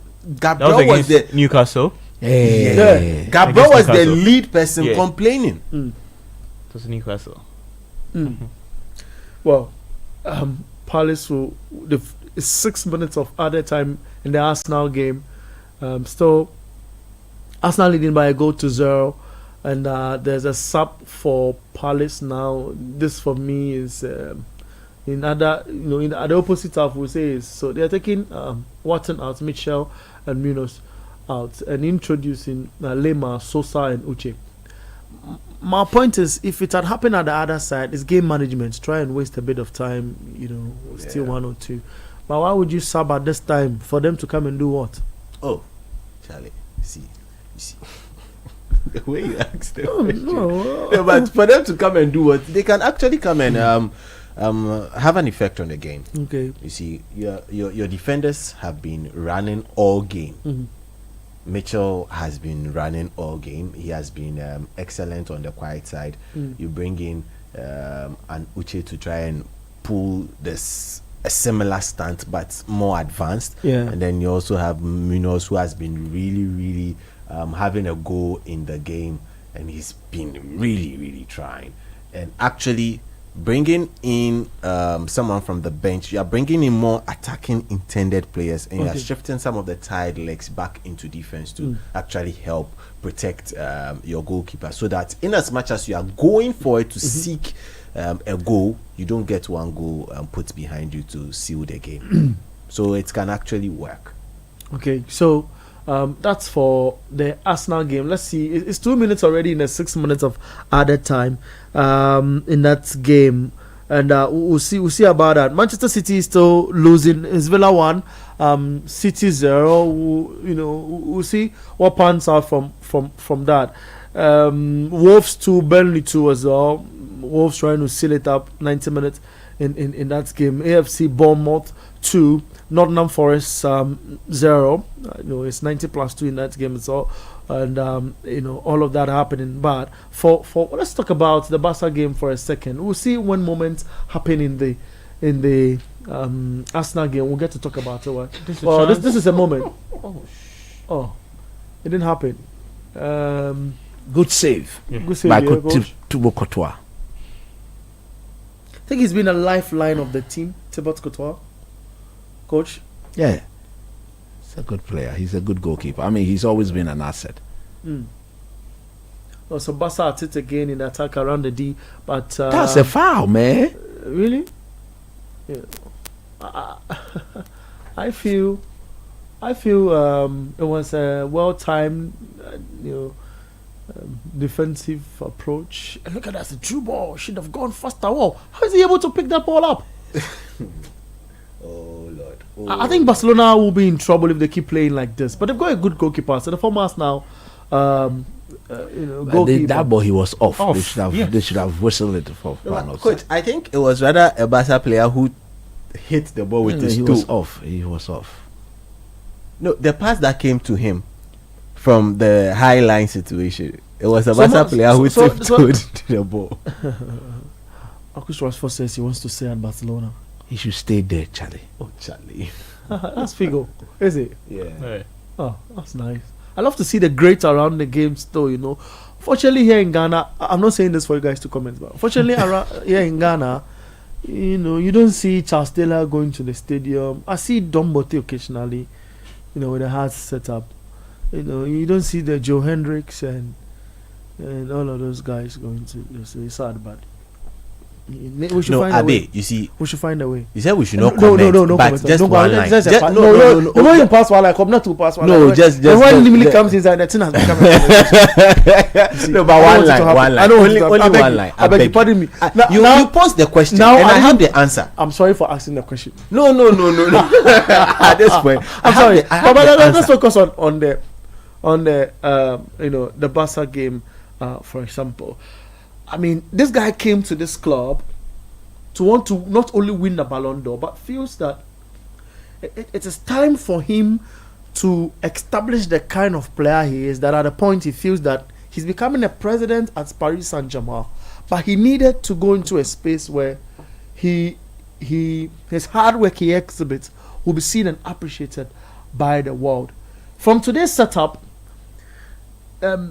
you are you of the feel that he's the Madrid guy, like not as in Madrid guy as he's playing the Madrid team, but he's the guy Madrid should project, Kylian Mbappe.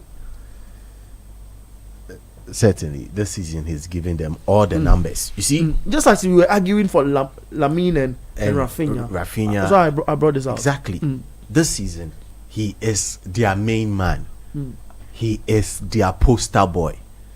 All resources need to go to back him. Okay. He is giving them the goods on the pitch. He's keeping them just as. Oh, what a shot! It's about how they play for me. It's so crisp, isn't it? The way they share the passes amongst themselves, Real Madrid, is so unique. Like fast, piercing passes, accurate, and all of that. You cannot get it wrong, in a game of this sort. But you're on that argument Yeah, for but Mbappe. just as Courtois is keeping them Alive. afloat at the back, Mbappe is doing same up front, and he's getting them the needed goals. For me, his PSG departure left a lot to be desired off, Okay. because he could have left in a much cleaner way. Yeah. Not going back and forth with them. You've got to pay me this, you've got to pay me that, taking it to court. I'm due this. No, we won't pay. After all that has happened, I feel that situation should not have degenerated into those kind of things, but it happened. Now, you've got a clean slate. You just need to put your name up with the greats of Real Madrid. And to do it, it is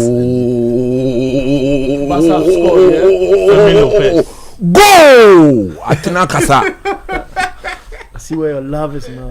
Adagula. I see where your love is now. Oh, I've always supported. If you give me Barcelona and Real Madrid, I will never support Real Madrid. That's fair. I don't like the way they do their football team. I agree. They are influencing players of other teams not to extend their contract, go and tap them for free. But free, coach, free. you a man on the ground. You know this thing in football. This is what Look, It's not let done me tell you properly what- when it comes to operations. let me and tell all of you that. what eventually got me. Lenny Yoro, the team he came from. Yeah, that's Rashford. Yeah. Rashford assistant. Yes, assistant the team he there. came from. Leo. They yeah. don't have money. Yes. Let's say you give us 25 million and take the boy away. He said you won't give. They said no. They said give us 30 million, take him. He's our prodigy from our son. Yeah. They had influenced the boy for the boy to stay play instead of go and take him for free. So what did Manchester United do? They went, saw the boy's agent, and then gave him the money. Vinicius. Okay, I get this when these obstructions come up to you, but let me take this opportunity to run you through. Oh, last minute goal from Burnley. Oh, that's Oh, sad. beautiful. It hurts. I told you this Wolverhampton It team. hurts. It hurts. All their centre backs are left-footed. It hurts. Hey, Especially the Man United former player was given an assist. who's that? Hannibal The one who gave Chelsea Huh? that by force Hannibal penalty. Oh, that's guy. Okay, so Bournemouth finished the game winning. Against, Man City lost. Yeah. Yes. 2-0. Yes. 1-0. Arsenal finished the game 1-0 against Crystal Palace. Wow. Aston Villa beat Manchester City by a goal 2-0. And So you see the point I was making on Man City. Lost at home. When Alan doesn't score, Nobody wants to score. nobody scores. Wow. So that's a story. For the On. Premier It's League. on. Counter. It's on. Let's see if Barcelona can get a second goal, but the guys put themselves kind of in the defense? picture and save that. 0549 986 They never 990. equalized. Okay, that's in Wolves, right? Yes. Wow. What a save. Hey. So the player kicks the ball in the 18-yard area. The keeper goes down and just gets his finger, on the ball and stops the motion of it, and it halts it just there, close to the goal line, and it ends 3-2 in favor of Burnley. And the Burnley goalkeeper has been hacked, he's been poked, and Yeah, high-fived and all of that. That would have cancelled the point. Go. What a save from Courtois. Madrid will attack on this. Is that Vinny? Yeah, Vinny. Vinny Vinny takes on the off ball. on his bike. Ah, Oh, the come on. yellow that card, is a yellow yellow card. card. Yellow You have to card. take it for the team. No, he What has do you to mean? do What is this? No, he has to do that. No, but what do you mean? What is Yeah, this? he has to do that. You take one for the team. You should leave it to go and score. Come back, David. Kunle, No, you should do this. He would take one for the team. Yeah. That's Pedri. He would Yeah. normally not do that. He would take one for the team. I'm a referee. I'm giving a red card for that. No, I promise. it's not No, a no, red no, card. it's It's a not yellow a red card. He's not the last person. He's not A red. player like Pedri can play with a yellow Fair card point. all day. He will Fair not get a point, red fair card. point. Let me just go. He through needed the- to stop it. Fair point. You drag a shot in this manner. He needed I to am stop giving it. you red card. No, it's not. Go and look at the no, Barcelona no. coach. He's applauding him. Let me go through a few messages here. Liverpool don't die for coach's hands today. Coach is in the spirit, so allow him. Yeah, Andy from Elmina. Tell you how you guys when we are. That's nice. Arsenal and City will lose today. GJC from Kaswahe. Goal. Second goal for Madrid. Walk us through, Sedi. I'll come back to Messi. Walk us through that goal. So from the resultant set piece of the tag on the shirt. No, that was not a tag on the shirt. Sorry. He wanted to take off the shirt. Okay. That's what he wanted. From that resultant set piece, ball goes out to Vinicius Jr. Vinicius Jr. runs the line, takes on his man, and then hoofs the ball. That's not a cross. He hoofs the ball. Ball gets to the far post, gets bounced into play again. Wow. And there's one. I man want to look at the standing free. trajectory of the ball.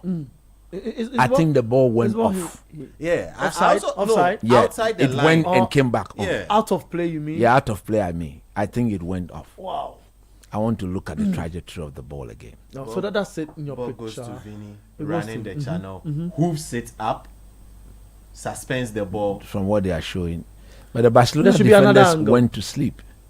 You think so? Yeah. That's a mismatch. Oh. A clear mismatch. So, but Real Madrid 2, Barca 1 and Santiago Bernabeu. Let's get back into your messages. We'll get to analyze that from what's happening here.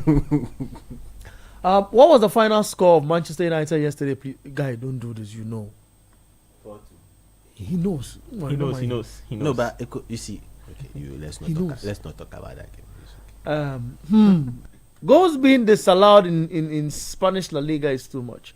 I wish FIFA would have a second look at the offside situation. It sometimes drives away the sentiment from the game. Still, Real Madrid 3, Barcelona 0. From Raymond Decoder inside Tema Community. So the thing is, inside Tema. The thing is, FIFA have a rule for offside. Now, every league also have their own sub-definition under the main definition of the whole offside sequence.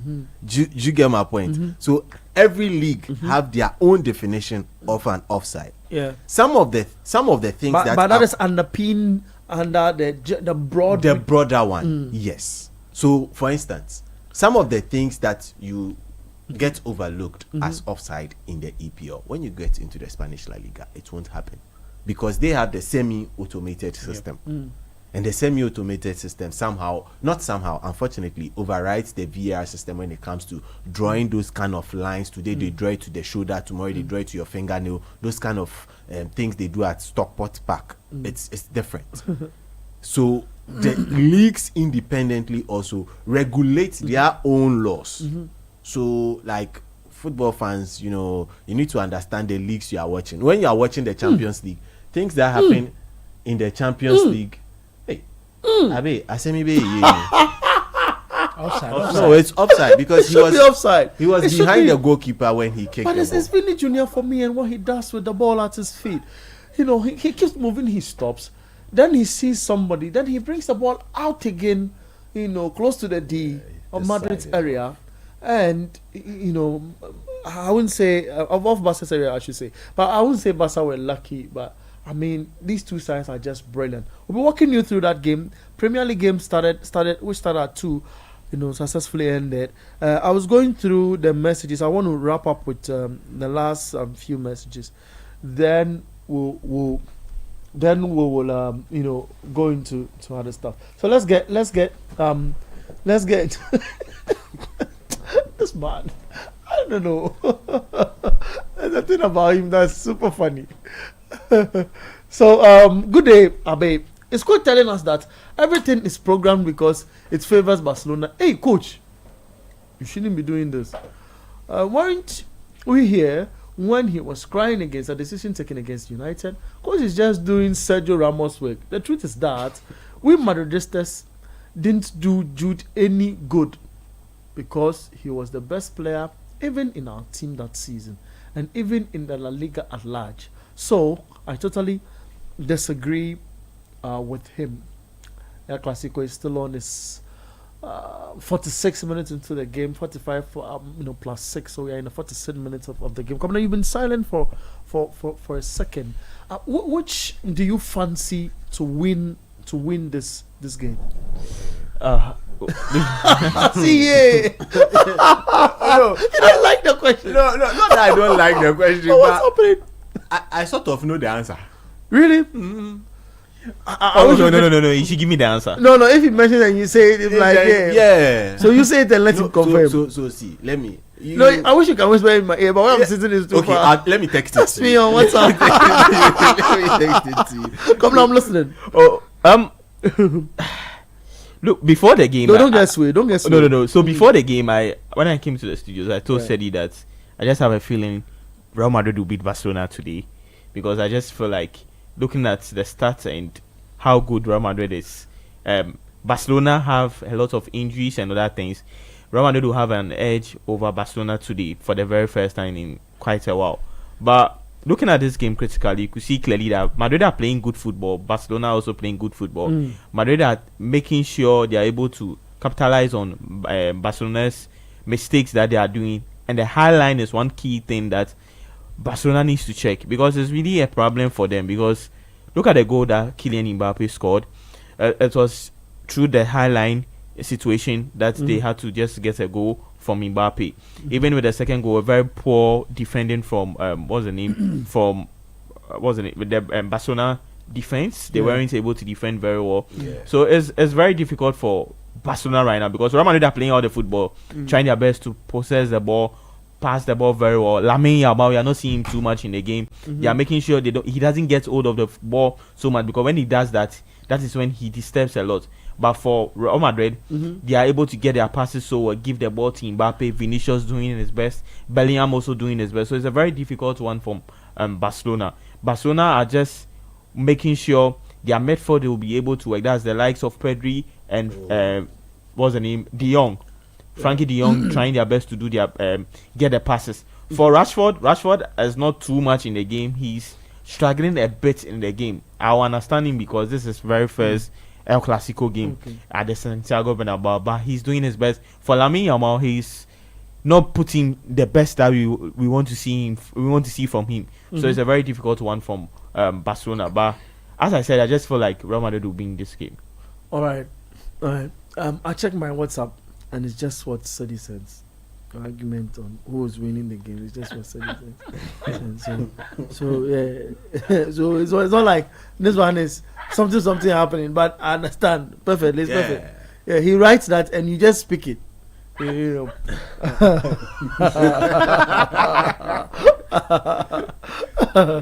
That's fine. 0549 986 996. Yeah, you wanted to say something. Sorry. Yeah, you see, I got a message on my phone, but I will not put it on air. Okay. If I do, trouble will come. Okay. It concerns Yamal. Okay. But for Yamal in this game, I'll just keep it on the part that I'm about to say, not what I got. On this part, I think he has not been so influential in the game because much of the ball, he has not seen so much of the ball. And also, Carreras is literally kicking and like off the ball, shoving him, as coach will say, let him feel the sensation. He's making him feel the sensation, shoving him, just little nudge here and there, kicking him, making him feel that I am here. So most of the time when Yamal is getting the ball, he's needing to do a lot more than he normally does to actually put his stamp on the game, and it's difficult. For some minutes now, Yamal has largely not even had a touch of the ball. So Kwabena, just calm down for Yamal. Yamal will show. Yeah, as the Barca fans will say, Yamal will show. Yeah, but people are saying the Barca would rather have Esteval now than Yamal. Hey, that was the message that was coming through my phone. That I didn't want. let me run through. It's halftime now. Yeah, it's halftime. So let me take an advantage to run through the start of that game. Then I'll get back to read out the table of the Premier League, how it stands. Then I'll revert back into the Barca game. Then we'll get to talk about it. So these are the stats between the two sides. Madrid 2, Barca 1. It's halftime at the Santiago Bernabeu. Getting into this form, Madrid had played 5 times and lost 1. But Barca had played 5 times and lost 2. You know, coming into this particular fixture, and the particular fixture I talk about, it gathers their last 5 games, so all competitions inclusive. Yeah, right. So that's that in that space. So let me now go through the overall stats from first 45. The XG for Madrid has been 2.17. For Barca has been 0.62. It means 7 shot on target for Madrid, and just 4. I won't say just, but 4 for Barca. With that in consideration, Madrid have done 36% in ball possession to Barcelona's 64%. I say this thing so you put on your mind, so we'll get into the discussion. I'll be reading other stats that relate to players as well. But for now, you keep this, and I'll come back to that. Let's go to England and look at how the table is. Then we'll come back and analyze this game at 45, the Barca game. So 2 p.m. games ended successfully, with Arsenal leading the table with 22 points as it stands now. AFC Bournemouth are second with 18 points. Strange, right? 18 points. That's where the Ghanaian player plays, Antoine Semenyo. Sunderland are third, and newly promoted into this campaign.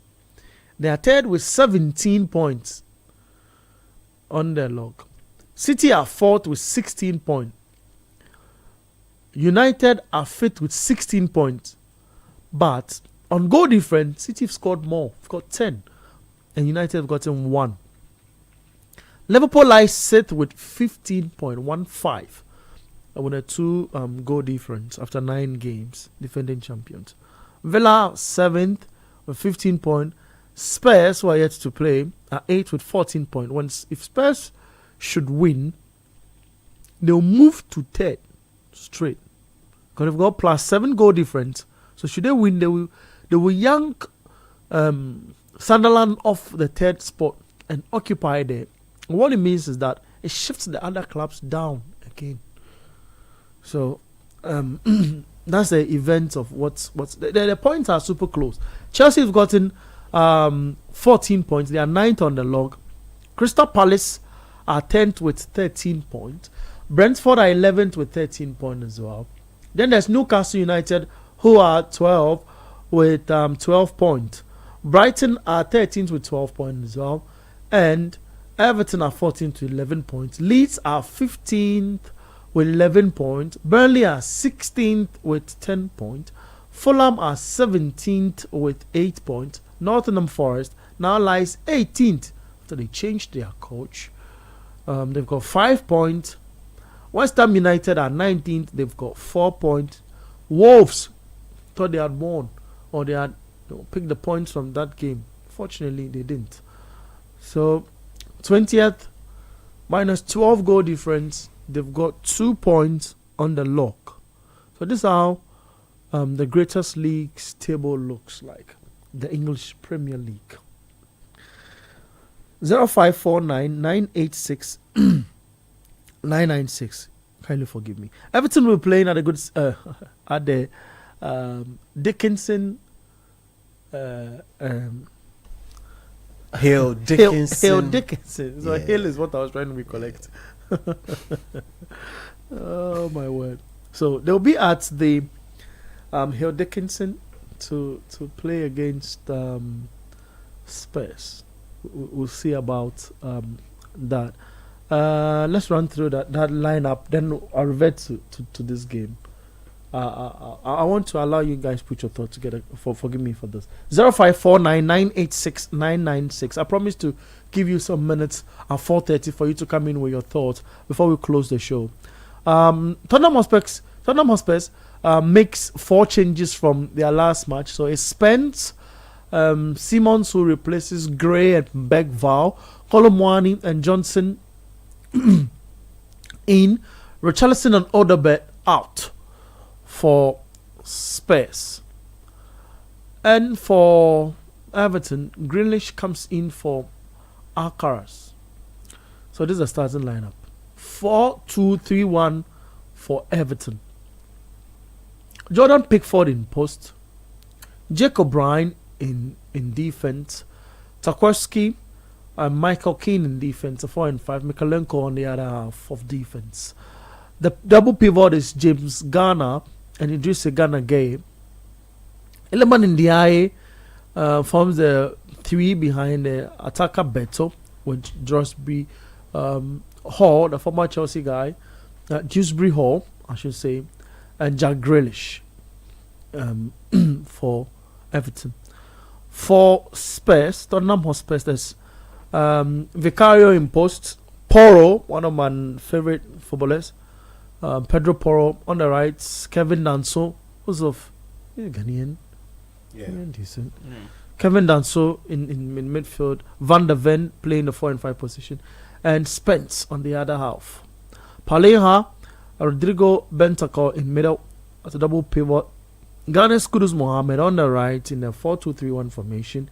The Javi Simons in the middle, fantastic footballer. So Brennan Johnson and Randa Kolomwani starting up front for Tottenham Hotspurs. Guys, that's the lineup. Any reactions to that? Sorry. Well, for Spurs, they just need to get back to winning ways, Mm-hmm. but they face an Everton team who last time out lost to the very interesting Manchester City, who lost today. And in that game, they actually missed the services of their main man, one of their main men. For me, there are two main men of the season for Everton this year. And one of their main men was not in that game. That's Jacko Grealish, and he makes it back into the lineup for them.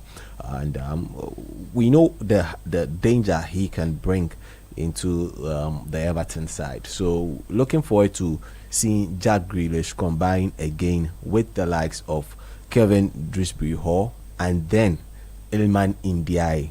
These three literally have had Everton's back since the start of the season. So it's just going to be interesting to see how the likes of Bentancur and Palinha, especially because Palinha is going to be that combative person, going to try to stop some advances in midfield. But for Bentancur, he would look more to add more, floating style to the midfield for Tottenham. For Tottenham going into this game, they need to actually find a way of bringing Kolomani into this game. They have three very interesting forwards, all of different player profiles. They've got Solanke, they've got Kolomani, they've got Richarlison. All of them present something different anytime they play up front. For Kolomani, his style of play, they need to understand it in this game. So for Brandon Johnson and Kudus, there are two things they can choose to do in this game. They can choose to take everything into their own hands and link up by flying balls to the far end of the post. So if Kudus gets the ball and whips it in, expecting Brandon Johnson to connect with the ball at the far end of the post, that could be an outlet for some goals for the Tottenham Hotspur team, and vice versa. That is, if Brandon Johnson also whips it in, expecting Kudus to also rush onto the last end of the post. So for them, it's well and good. They've got a lot of talent in depth. Talent is really agog in this particular Tottenham Hotspur team. Xavi Simons, his effect has really not been felt.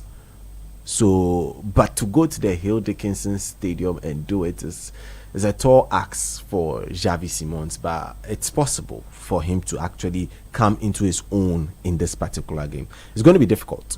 It's going to be really, really difficult, and possibly a very entertaining game to watch. Well, one game that's been highly entertaining is that which is happening in the El Clasico. Join us on 0549986996 on our WhatsApp console.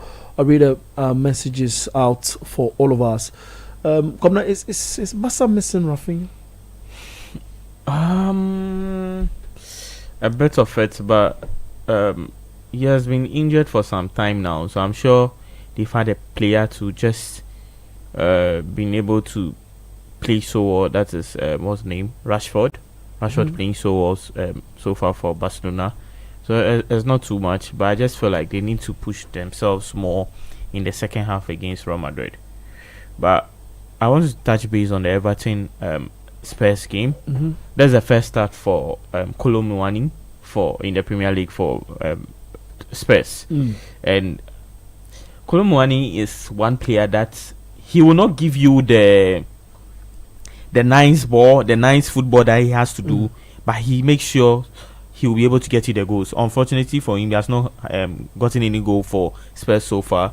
He has to just put his best today against Everton. But this on Everton side, as Sedi said, centered around Grealish, who is playing so well, and they playing at home. It's going to be very difficult for Spurs, because if they don't put in their best, Everton is going to get to score a lot of goals. But I want to see the performance of Kudus. I want to see how best he will be able to play against the Everton lads.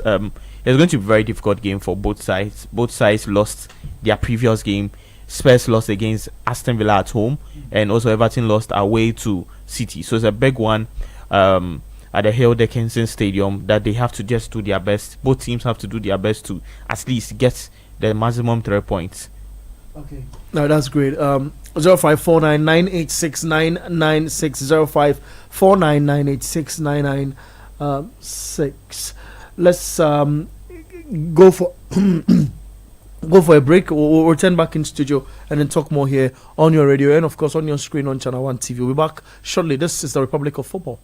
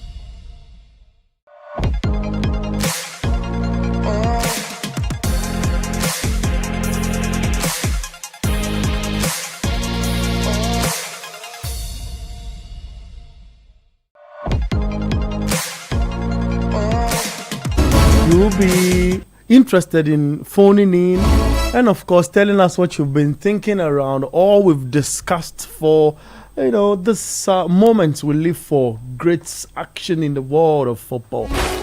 On the Republic of Football. Welcome on board afresh if you are here with us.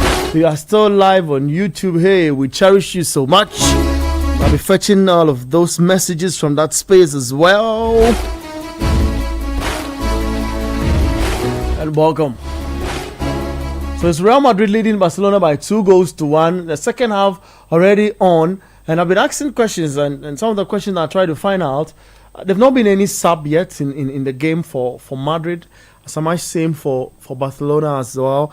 But Cobra, I mean, you look at this Madrid setup, and the Barca threats keeps coming again and again and again.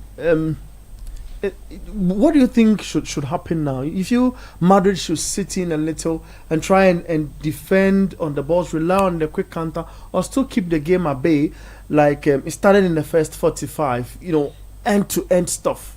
Defending will not be a good thing for Real Madrid because they need to just push and get the goal. Because with Barcelona, they are a team that when it sits back, they push you so well to the extent that no matter how things are, they get a goal if they have to. It has to be through an on goal or any way possible, set piece or anything. They do that. That's from Barcelona. So when you are playing against Barcelona, you don't need to defend.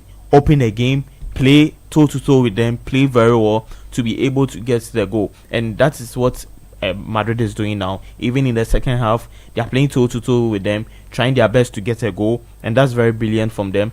But with Barcelona, they're not getting a number 9 is also very key. Because sometimes in football, when you don't have a number 9, sometimes it makes the game very difficult. Because when you get a ball like this, when you look through the attacking line, that you have to get a goal, you are not getting any player who is a number 9 over there. So you just need to do your best to dribble, to go forward, or maybe rely on set pieces because maybe you will be tackled and other things. So it's very difficult for Barcelona right now. With Real Madrid, they just need to keep on with what they are doing. Push, try to get a goal, try to get a third goal, because when they get a third goal, it was unsettle the Barcelona defense. But with Barcelona, they just need to move forward very well, play very hard game. The defense line is one key place that they really need to check because they are not playing so well in defense. They try to forget themselves a bit when they are playing this game, but it's very difficult from both of them. We will see a very good game in the second half. All right, we'll see a solid game in the second. Kobna, have a feel of, but it's been the same style of play from the first 45. The press has been on for both sides, and we'll see how it runs. It's 48 minutes in the game, but that game between Everton at the Dickinson Stadium will be starting shortly against Tottenham Hotspur, and we'll give you up to. We'll bring you up to speed in relation to that game as well. But you can phone in now on 0549 986 996 or 0549 986 996. When you phone in, you can have the opportunity to talk about what had happened yesterday and what it means to this league. And it's Arsenal stamping its authority now, especially with the margin they seem to be creating on top of the league. 0539 986 996. Let's get a first caller on the line. Hello, good should I say evening? Good evening. Your name, where you talking to us from? Hello. Yes, good evening. Where you talking to us from?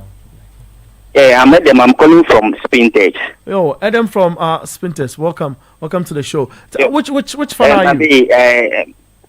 I will indulge you with this. I kindly employ you to stop about Eddie Nketiah being called up to Gaza because some of us you are pissing us off with that comment. Truly speaking. I'm sorry. I'm sorry for saying that. Yeah. Because let me do this analysis. You take a look at Semenyo at Bournemouth. He's playing good. He's second behind Haaland in terms of goal scoring. You go to Spain. Inaki Williams is also playing very well. If he comes to England, you see Kudus also playing well. But if they all come down to Ghana, you could see that they are struggling. How much more people who are not starting in their various teams? You understand? Somebody is not even playing even 15 minutes, 20 minutes previously, for his team, and then you want us to call him back to Ghana Black Stars. Then again, I'm talking about my Barcelona. I know today's game is a very difficult one for us, but we try our best, very possible best to find our feet and then match Real Madrid for good. Thanks. Thank you very much, Adam. But there's a penalty check in that game. So VAR is checked. It's a penalty. A penalty against Barcelona. There was a ball that a player was on, and it didn't. Eric, I think it was Eric. Yeah, Eric Garcia. Let's get another call on line. Hello, good evening. Your name? Where are you talking to us from? Hello. Good evening. Yes, my brother. Hello. Yes, I can hear you. Good evening. Yes, your name and where are you talking to us from? My name is Kingsley. I'm talking from Suhum Roman. Kingsley from Suhum Roman. Which football fan are you? Which club do you support? Barca can win the match. He can beat the ball. All right. Thank you for your comment. It says Barca can win, but they missed the penalty, Real Madrid. So it's still 2-1 for Real Madrid. Let's go on to the line today. We'll come back. Hello, good evening. Your name? Where are you talking to us from? I'm Carlos Gaston from Henry. I'm calling from Islam. I'm former Deputy General Secretary, DFE. You are former Deputy General Secretary of the Ghana Football Association. Yes. What's the name again? Hello, are you there? Wow, you should come back again. 0539 986 996 0549 986 996. You can call now and share your thoughts on the game. First tell us which club you support and whatever we've discussed today in relation to all the games that's happened. You can touch on that. And let's keep talking. Hello, good evening. Your name, where are you talking to us from? Yeah, hello. Yes, your name and where are you talking to us from, please?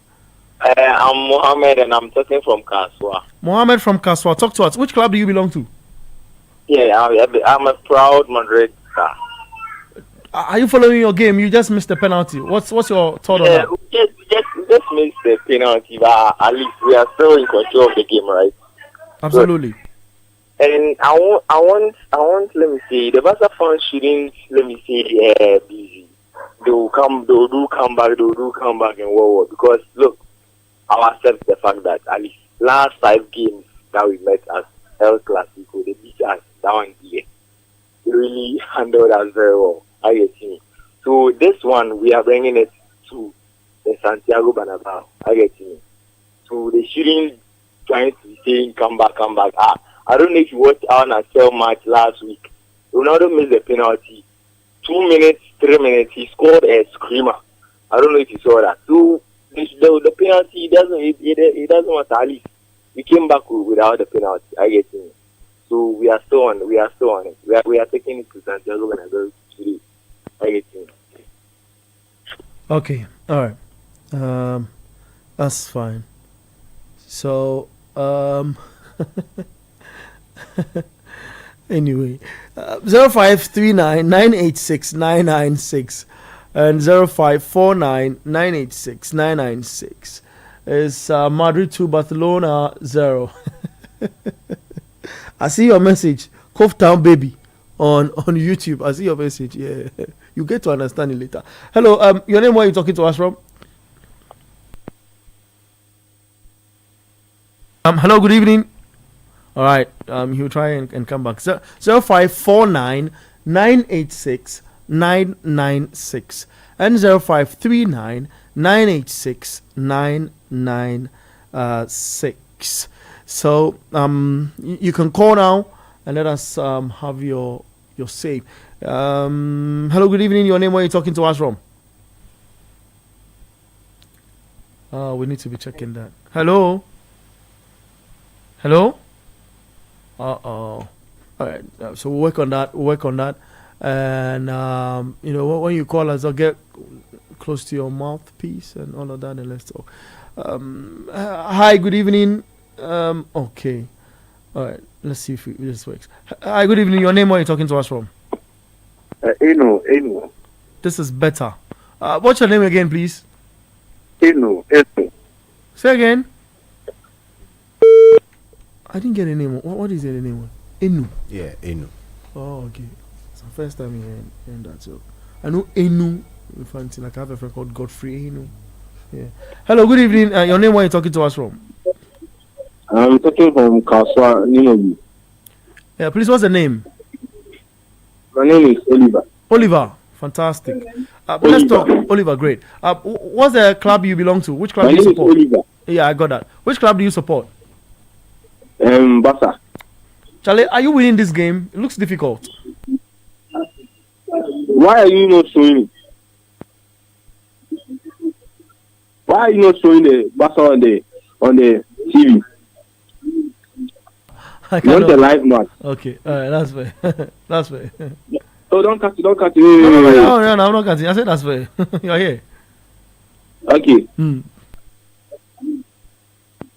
I'm listening. To you.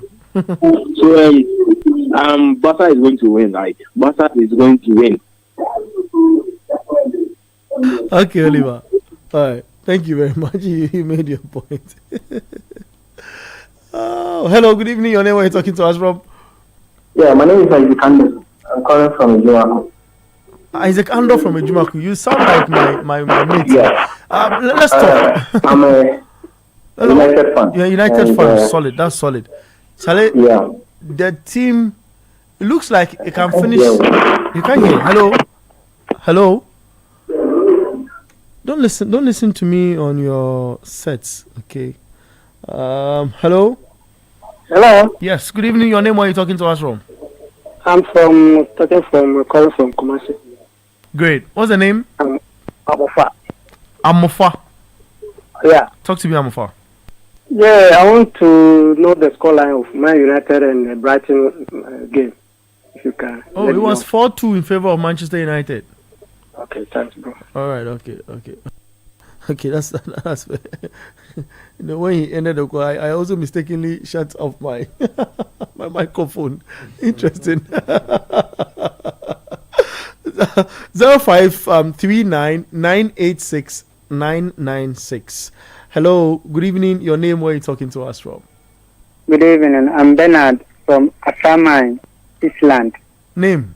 Talk to me. Which is your club and why are you on air this evening? Oh, my club is Forever Manchester United, the Great. You are my guy. Let's talk. Yeah, the Red Devils. Thank God now we are becoming the winning side. Now the winning games have started coming, so I hope everything goes well for United so that we can even go ahead and then take this league. Hold on. Yes. Now you people not criticizing the system anymore or where Bruno is playing and all of that because nothing has changed though. Nothing has changed, all right, but still, now they have understand the tactics of the coach. So we pray that they fix everything early. If they fix everything early, then everything will go on well for United. Okay. And by all means, Real Madrid will score Barca by 3-1. Okay, that's fine. Let's see if Barca can come up strong. Ben, thank you very much, Ben. Hello, good evening. Your name? Where are you talking to us from? Hello, good evening. Your name? Where are you talking to us from? Hello, good evening. This is Mohammed Ashama. Mohammed, let's talk. Which club are you in for this afternoon? I'm a Liverpool fan, but it's like this season we are not seeing top. No, what's happening? You know, Leicester. What you doing? Leicester did it in 2016, 2017, and then Manchester City replicated the same thing. You seem to be following same suit. What's happening? I don't know what is exactly wrong with our coach. I don't know whether the tactics that is not getting correct or if the players. I don't know, but we pray that we'll come back, we'll bounce back strongly. Wow. But I'm enjoying the El Clásico, and then I hope that Liverpool to pick up and then to do our best very soon. Thank you very much. All right, thank you very much, Mohammed. Join us on 0549986996. Hello, good evening. Your name? Where are you talking to us from? Yes, sir, boss. I'm a free and I did Doina. What be the name again? A free. A free. Talk to us. Yes, Which club do they belong to? Hey, bro, Barcelona. Stand proper. Stand where they shift small. Make we hear you clear. You say you did Barcelona. I did Barcelona, bro. But they see the game top. It be 60 minutes, but 2-1 still. Oh, master, you go take you go lead. You go lead them by maybe 3 or 4. I do you know say Barca we be the comeback king. Yeah. Okay. So make you wait. You for wait. You go see. Okay. And wait. I hope say you go call again last hour before we go close the show. Fine. That was a free. Hello. Good evening. Your name? Where you talking to us from? Hey, Lydia. Her name is Lydia. Hello. Hi. Good evening. Good evening, Abeku. Yes, my man. Talk to me. Yeah, my name is Yima. Yes. Calling from Amamole. Fantastic. Yeah, do you know that? You have to take me there one day. One of these days. Oh, okay. It's around Shobu constituency, around Pokwase. Fantastic. Yeah. Might have been there, but I didn't know that that's the name though. Oh, okay. I'm a Liverpool fan. So today, the way coach was excited and the way he was dancing and mentioning all sorts of names, that he's going to visit those top Liverpool fans. Oh, coach Nimli. Anyway, it's good. Hello. You are still on. It's just funny what you say. Okay. Yeah. I want to talk about Liverpool. Talk to me about Liverpool. What's up? Yeah, the defense is horrible. Very horrible. You mean Konate and Van Dijk plus? Yes. Look at yesterday's Brentford second goal. A true pass. Konate was even ahead of Shadi. I think it's Shadi also. He was in front of that striker, but Konate couldn't run ahead of that. Even he was ahead of the striker, but the striker ran past him and just overtook him, and then scored the second goal. My brother, all the Liverpool's goals, the deficiency is from the defense. Konate and Van Dijk. So can the coach bench them, and then even in the academy guys? I mean, bring them in. This is horrible, Abeku. Really horrible. I mean, see, look, even at the start of... Hello? I'm saying, why would you bank your hopes on academy guys? No, that's because I'm just saying it because Konate and Van Dijk always, causing the defeat of this Liverpool team. So why would I prefer the academy guys? Because that's the only option. And then you have the privilege to sign. Always I find it difficult to mention the guy's name. Guy or the Crystal Palace defender. Oh, Magay. And then you left that guy 35 million pounds. You left him for Isaac 400 and what? Why? Because by then you had Ketike and all that. They can take charge of the upfront. But Gay, the coach for Palace, Oliver Glasner wanted him to stay.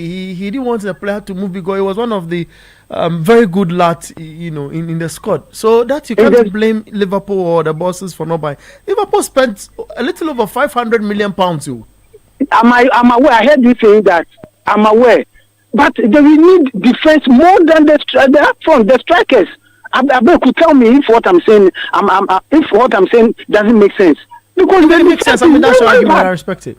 It makes sense. You have a point. But banking your hope on academies, I don't have any academy of head who has excelled, super enough to say go and replace Van Dijk. That's so unless we wait till January, isn't it? Possibly. Oh my goodness, Liverpool 4 Premier League defeat. What? Abeku. Anyway, I'll leave it here, okay? And wait for you guys for on scorecast. I hope coach will be there. 100%. Thank you very much. Thank you too, Ima. Solid guy. Hello, good evening. Your name? Where are you talking to us from? Yeah, my name is Isaac, don't get away from your mouthpiece, or if you are using earpiece, kindly take it off and talk to us straight. Which club do you belong to? United forever. Charlie, I pick it now. I pick it like everything is back on course. Yes, I promised my colleagues and the rest that we are giving ourselves. Hello. Yeah, Ike, talk now. I can hear you. Hey, Ike, you have to leave that space that you are in, okay? I'm going to stand somewhere that we can hear you. Hello, good evening. Your name, where are you talking to us from? Hi. Hi, good evening. Yes, your name and where are you talking to us from, please? This is Michael from Cotonou. Great to have you on the show. Which football club do you belong to? Aston Club. This is the year, right? I hate asking this question, but this is it. Aston Football Club. So I'm saying, I hate to say this, but this is the year, right? Of course, You see, one thing that's why I call our boys. Nothing happened yet, though. You see, so we shouldn't get swollen headed. I had one of your panel, I think last week or so, saying that we are not the best yet. It is true. You see, for us, for Liverpool, the mistake they made was to bring Isak, that guy. You see, you don't know why. They are now trying to create a room for him, just like Arsenal is trying to do for what the Joker. You see, we believe the Arsenal Football Club, we believe in free-flowing football. You understand me? So there's no need for going for a striker. You understand? Anybody at all around the penalty box can put the ball into the net. You see, this is what's happening to Liverpool. You understand me? Because Saka, you have made what you call Salah useless. I think he's not a striker anymore. You brought a ticket, and the guy is doing so well. But now you are trying to create room for Isak. That is the problem. You understand me? So it's a mistake that they made bringing Isak into the team. So as much as they wish them well that they should keep the fire burning, and then the league, surely you win the champions and then the Premier League this year. Thank you. Gyökeres, you have not spoken of Gyökeres. The guy came in on huge numbers from Portuguese league, and you are here blaming, Liverpool for getting Isak. Hello, good evening. Your name, where are you talking to us from? Good evening. I'm calling Augustus Ohene. Oh, Augustus, talk to us. Which club do you belong to? Yes. What's your club? I belong to Chelsea, but I want to talk about the Clasico elimination. I want you to talk about Chelsea first. Chelsea, what happened yesterday? This is against Sunderland. Okay, it was so worrying. It was so disgustful. But you know that Andrew Maresca didn't play his tactics well. We enjoy a lot of possession, but the shooting ability was poor. And touching Abdelabayo substitution against Duasa Champion was bad. I wrote to Duasa Champion that he should try and play for Ghana. So I hope the GFA authorities will take it up so that we will go to America and be the second African team to defeat Brazil on the soil of the Americans, as the Germans did it in 2014 in Brazil. That's solid, Augustus. That's solid. You said you want to talk about another matter too. Yes, I want to talk about the Clasico elimination. You know, we have SAF cooperation. So although the Minister for Youth and Education is doing well, they should have gone with a delegation to see the monarch of Morocco to give us a bit of a grant to rehabilitate Papaya Stadium, to bring it to CAF standard. SAF cooperation has been in the north since Limanta, so they could have given us something, not only the developed countries. SAF cooperation now can help bring Papaya Stadium into CAF standard. So although the minister they are doing well, they should help John Mahama 24-hour economy. I thank you for the wonderful job that you are doing. Thank you very much, Augustus. I think your point is well made. Thank you very much. 0549986996. Tottenham Hotspurs have taken the lead against Everton. Is 1-0 in favor of Spurs as it stands. Hello, good evening. Your name, where are you talking to us from? Hi, good evening. Your name and where you talking to us from? All right, you have to go and come back. 0549 986 996 0539 986 996. Hello, good evening. Your name and where you talking to us from? Good evening. My name is Jose from Tamakoni 25. Your name is what again? Hoysen. Hoysen. From Tamakoni 25. Okay, fantastic, Hoysen. Talk to us. Which is your club and why are you worried, or if not, why are you happy? I'm seriously worried. My team is Liverpool, and I don't know whether I don't know the volume of the job is having. I don't know. If you look at the tactics that he's playing, you see the forward to be out there, Subotla and Pierre to be out there, then the leader, nobody is there. And nobody is willing to tackle. If you have Darwin and Gakpo and Luis Diaz, who will you serve?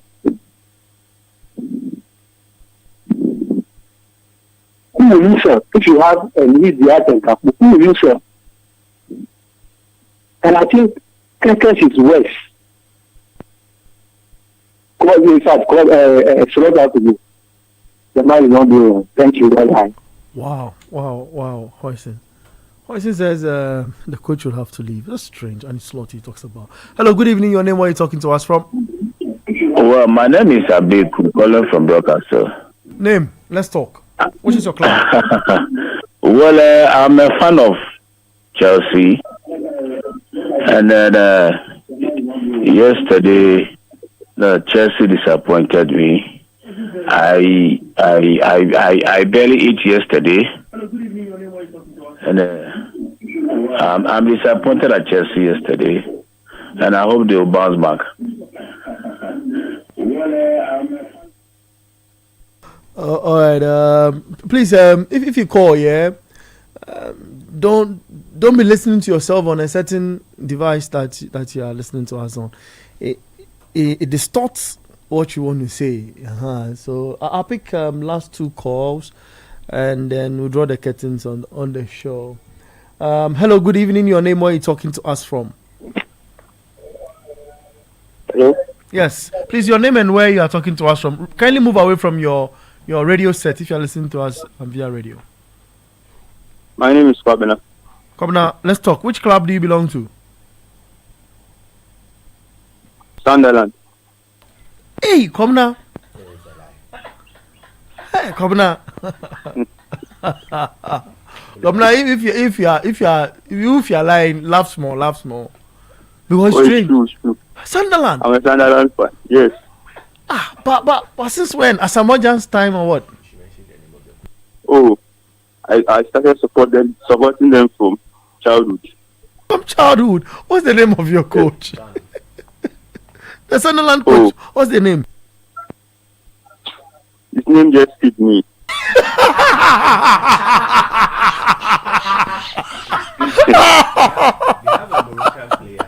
Yeah. They have a Moroccan player. Yes. Yeah.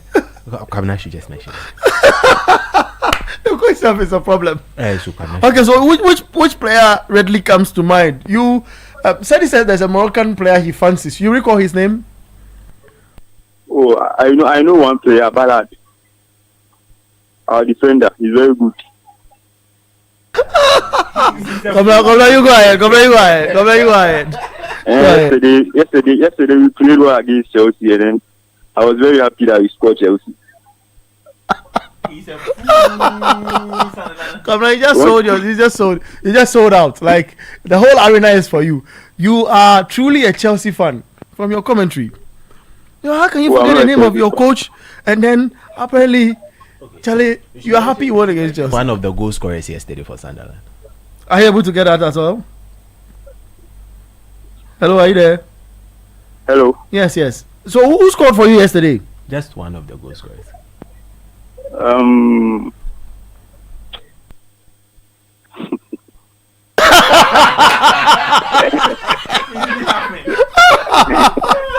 Come on, this is your club from childhood, yeah. and I feel everything should be at their fingertips. Like, you know, but it's fine. And you are in a happy mood because you won against Chelsea. So why are you not recollecting stuff? Oh, we went for relegation, so we came back. So I just forgot the players' name. That's why. That's fair. I think you've made your point, right? You're happy you won against Chelsea, isn't it? Yeah, we won against Chelsea. We are winning the Premier League this season. Thank you very much, Kopla. Thank you. And I want to say hello to Man U fans. Say hello to Man U fans. Yes. We are back. Okay. Thank you. Thank you. Did you hear him at the He end? said we are back. We are back. Let me take a last call and then we'll wrap this up. Hello, good evening. Your name, where you talking to us from? Last caller. It's What's the name, please? Dan Richard. Richard, let's talk. Yes. Now, I'm listening, Richard. Which club do you belong to? Madrid. Madrid. It's still 2-1. Yes. Are you winning this game? Yes. What makes you say so? Because I see the performance in park. Okay. All right. Thank you very much. I think we'll put a calls there. Thank you all of you who stayed in tune. To join us on this table. It's always been lovely, as usual. It's Everton 1, Tottenham Hotspur 1. Strange, right? It's 1-1. Has it been checked? Has it been checked? No, it's done. Yes. Well, it's been checked. The check is done. The check is done. It's a goal. This is one. But I see the coach communicating something to the. No, Hey. it's been chopped off. Yeah, foul. It's been chopped off. Yes. Yeah. So it's still 1-0 in favor of Tottenham Hotspurs. David Moyes is certainly not a happy man. Guys, we draw the curtains on the show. Any other thing you would want to talk about before we leave? Finally? No, just shout outs. Say what? Just shout outs. Who would you want to shout out? So to one big man, his name is Austin Papalofty. Yeah. Okay. Then, So this is what I want us to do. Yeah. There's El Clasico happening, right? Yeah. Let us end with El Clasico. Okay. Let us end with El Clasico. Let us end with El Clasico. So the shout outs came to end. So no. That's fine. That's still fine. That's still fine. So El Clasico ends. We end. So I think it was good we brought the colours in. It's quite important to pay attention to that as well. But I mean, focusing on this game, I feel now it's been all Barca in control at this material point. But there was one spectacle in the game that got our attention for a second. You're talking about player attitude and football. Yeah. Okay, I know it's a broad topic, but I want you to narrow it down with what you saw from Vinny Jr. He was subbed and just walked down the tunnel. This is so disrespectful from him. Sometimes these are the kind of things that as a player you have to do. If you don't win the likes of the Ballon d'Or, the best players and other things, awards, you blame the officials and other people for them not doing the right thing. But you did this thing as a player, as a big player. You've been subbed off. If you don't even understand, just sit down. But you got bored and just had to go to the dressing room. This is so bad for my player. You don't have to perform. You don't have to do this way. But from this game, you could see clearly Barcelona is playing so well in the second half. They are pushing a lot to get the equalizer. But the defense of Real Madrid is doing so well for not allowing Barcelona get into the box of their theirs. So it's a very difficult one from both sides. For Barcelona, for Real Madrid, you can see clearly that they are just working on counter attacks, just doing their best to get a goal. And this time around, there's a chance from Mbappe. He misses it. It's a very difficult one. So Madrid are just working on counter attacks. I get the reactions and all that. Madrid are just working on counter attacks, and for Barcelona, they are just pushing to get a goal. So it's a brilliant second half from both sides. Okay. Interesting stuff in there. You can still send in your messages. Okay, so I decided that it is important. I figure we stop with the El Clasico because something caught my attention with Vinny Jr.'s movement and what have you. Vinny Jr.'s movement and all of that. So you can send in your messages on 0549 986 996 on our WhatsApp console. There's a coach, before you got up, for a second to check our stuff, there was a guy who called. His name is it Manuel or something? He says what? He says he supports Sunderland. And he ended his commentary by saying that we are back. United are back. He said we are back. He said he's a Sunderland fan. He said because Sunderland came in from relegation from the Championship into the Premier League, he's even forgotten the name of his coach. But interestingly, he says United, we are back at the end of saying he's a Sunderland fan. That was an interesting stuff, from that scene. But Vinny Jr. was subbed, coach, and was talking about player attitude, relating it to awards. But why was he subbed? Because he was one of their best outlets. I think so. I think same too. But the coach decided to sub him, and he walks just down the tunnel straight to the dressing room. Should the coach be worried? If a player decides to paint a picture of the sort? I don't know, but maybe he felt he was playing well, but he shouldn't question the decision of the manager. For me, I don't support players that tend to question the decision of their manager. You are on the field, you don't know what the manager sees. At the end of the day, if the team goes on to win, the manager got it right. Yeah. But if the team does not win, then people will look back at that and they will ask themselves, come on, why was that change? Yeah. Was there the need for that change? Because at the end of the day, I think that he was proven to be one of their decent outlets, without a doubt. And I don't know why he would change, because in that first half, look at the quality of the assist for the second goal, the assist behind the actual assist. When he picked up the ball in the midst of two Barcelona defenders, he dazzled, and then could produce. Who is this? No, but come on, man. After scoring the tapping last week, you don't expect to score. Watch it. He's quarreling on his way out. He's angry. He's not watching the manager. He opens his arm, keeps questioning, and walks down straight to the dressing room. He goes on the bench for a minute and then walks out. Vinny Jr. But I think he was having a wonderful game. I don't know. But I agree, and this is their Clásico. These managers sometimes sensitive, isn't it? Yes, I get that. But at times, some of the managers, Hansi Flick is a very stubborn manager. Why would you say so? I mean, the highlight is amazing. Right now, you can't fault them because they are losing the game. So you want them, and this is the game they want to play. This is their style. This is the game they want to play. They want to dominate the ball. They believe that once they are dominating the ball with their technical players, they can be able to cut you open and find a way through.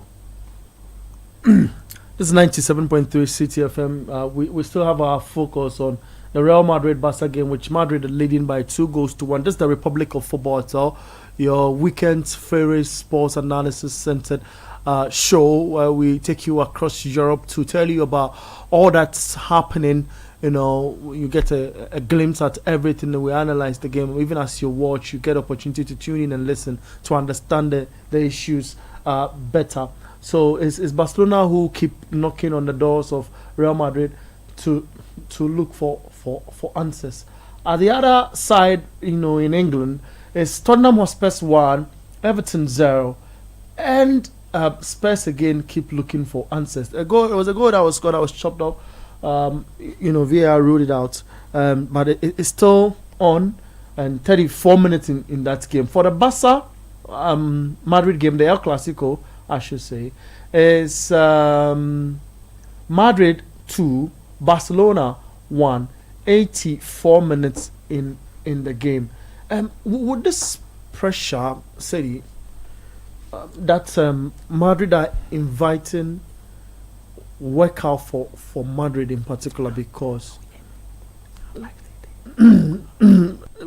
because we're wrapping up with the Madrid game. To the end of the game. Absolutely. How many minutes do you have left? 5 minutes. 5 minutes. 5 minutes. 5 plus, Around maybe about 5. 5 plus 5, so 10. Okay. Roughly. Then just give me 1 minute. 1 minute, that's fine. That's fair.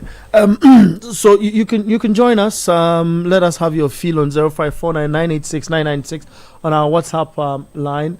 So you can also tell us exactly what you've been watching and what it is that you feel you want to put in, or, in relation to what has happened over this weekend and all. Is it okay? Well, because of the yellow card, he gets he got a red card. Red card the other game, so he gets to sit on the. It's funny how a coach gets double yellow card. Yeah, he had a double yellow card against Girona last week. Yeah, when the rules were changed, But why would you get double yellow? You got one yellow card first. So you need to watch yourself. Yes. The same way he will tell a player to watch himself when he gets a yellow card. All these things sometimes we are forced to understand through our own means, but it's not easy. I watched Diego Simeone at the touchline when they introduced cards for officiating officials and they could be sent off. I was really worried for him. Yeah, because he that guy is a character. Yeah. Down there, so so let's wait and see what transpires in the game. But I was trying to find out for Madrid inviting the pressure. They should know that one of their key people in midfield looks injured and might walk out of this game. That's Camavinga, but I don't know if it's all part of time wasting. For Madrid, they just need to keep the same pressure, maintain the same momentum, match up Barca's energy till the last whistle. Okay. If not, the rapid nature of Barcelona may get Barcelona a point. Yeah, that's true. Because to say the individual brilliance in Barca's front lines can expose Madrid. That's what you're saying literally, isn't it? Not necessarily the individual brilliance, because I just have to give it to Carrera. Oh, what a turn! Now it's 2-on-1. So these are some of the things that Madrid needs to keep doing.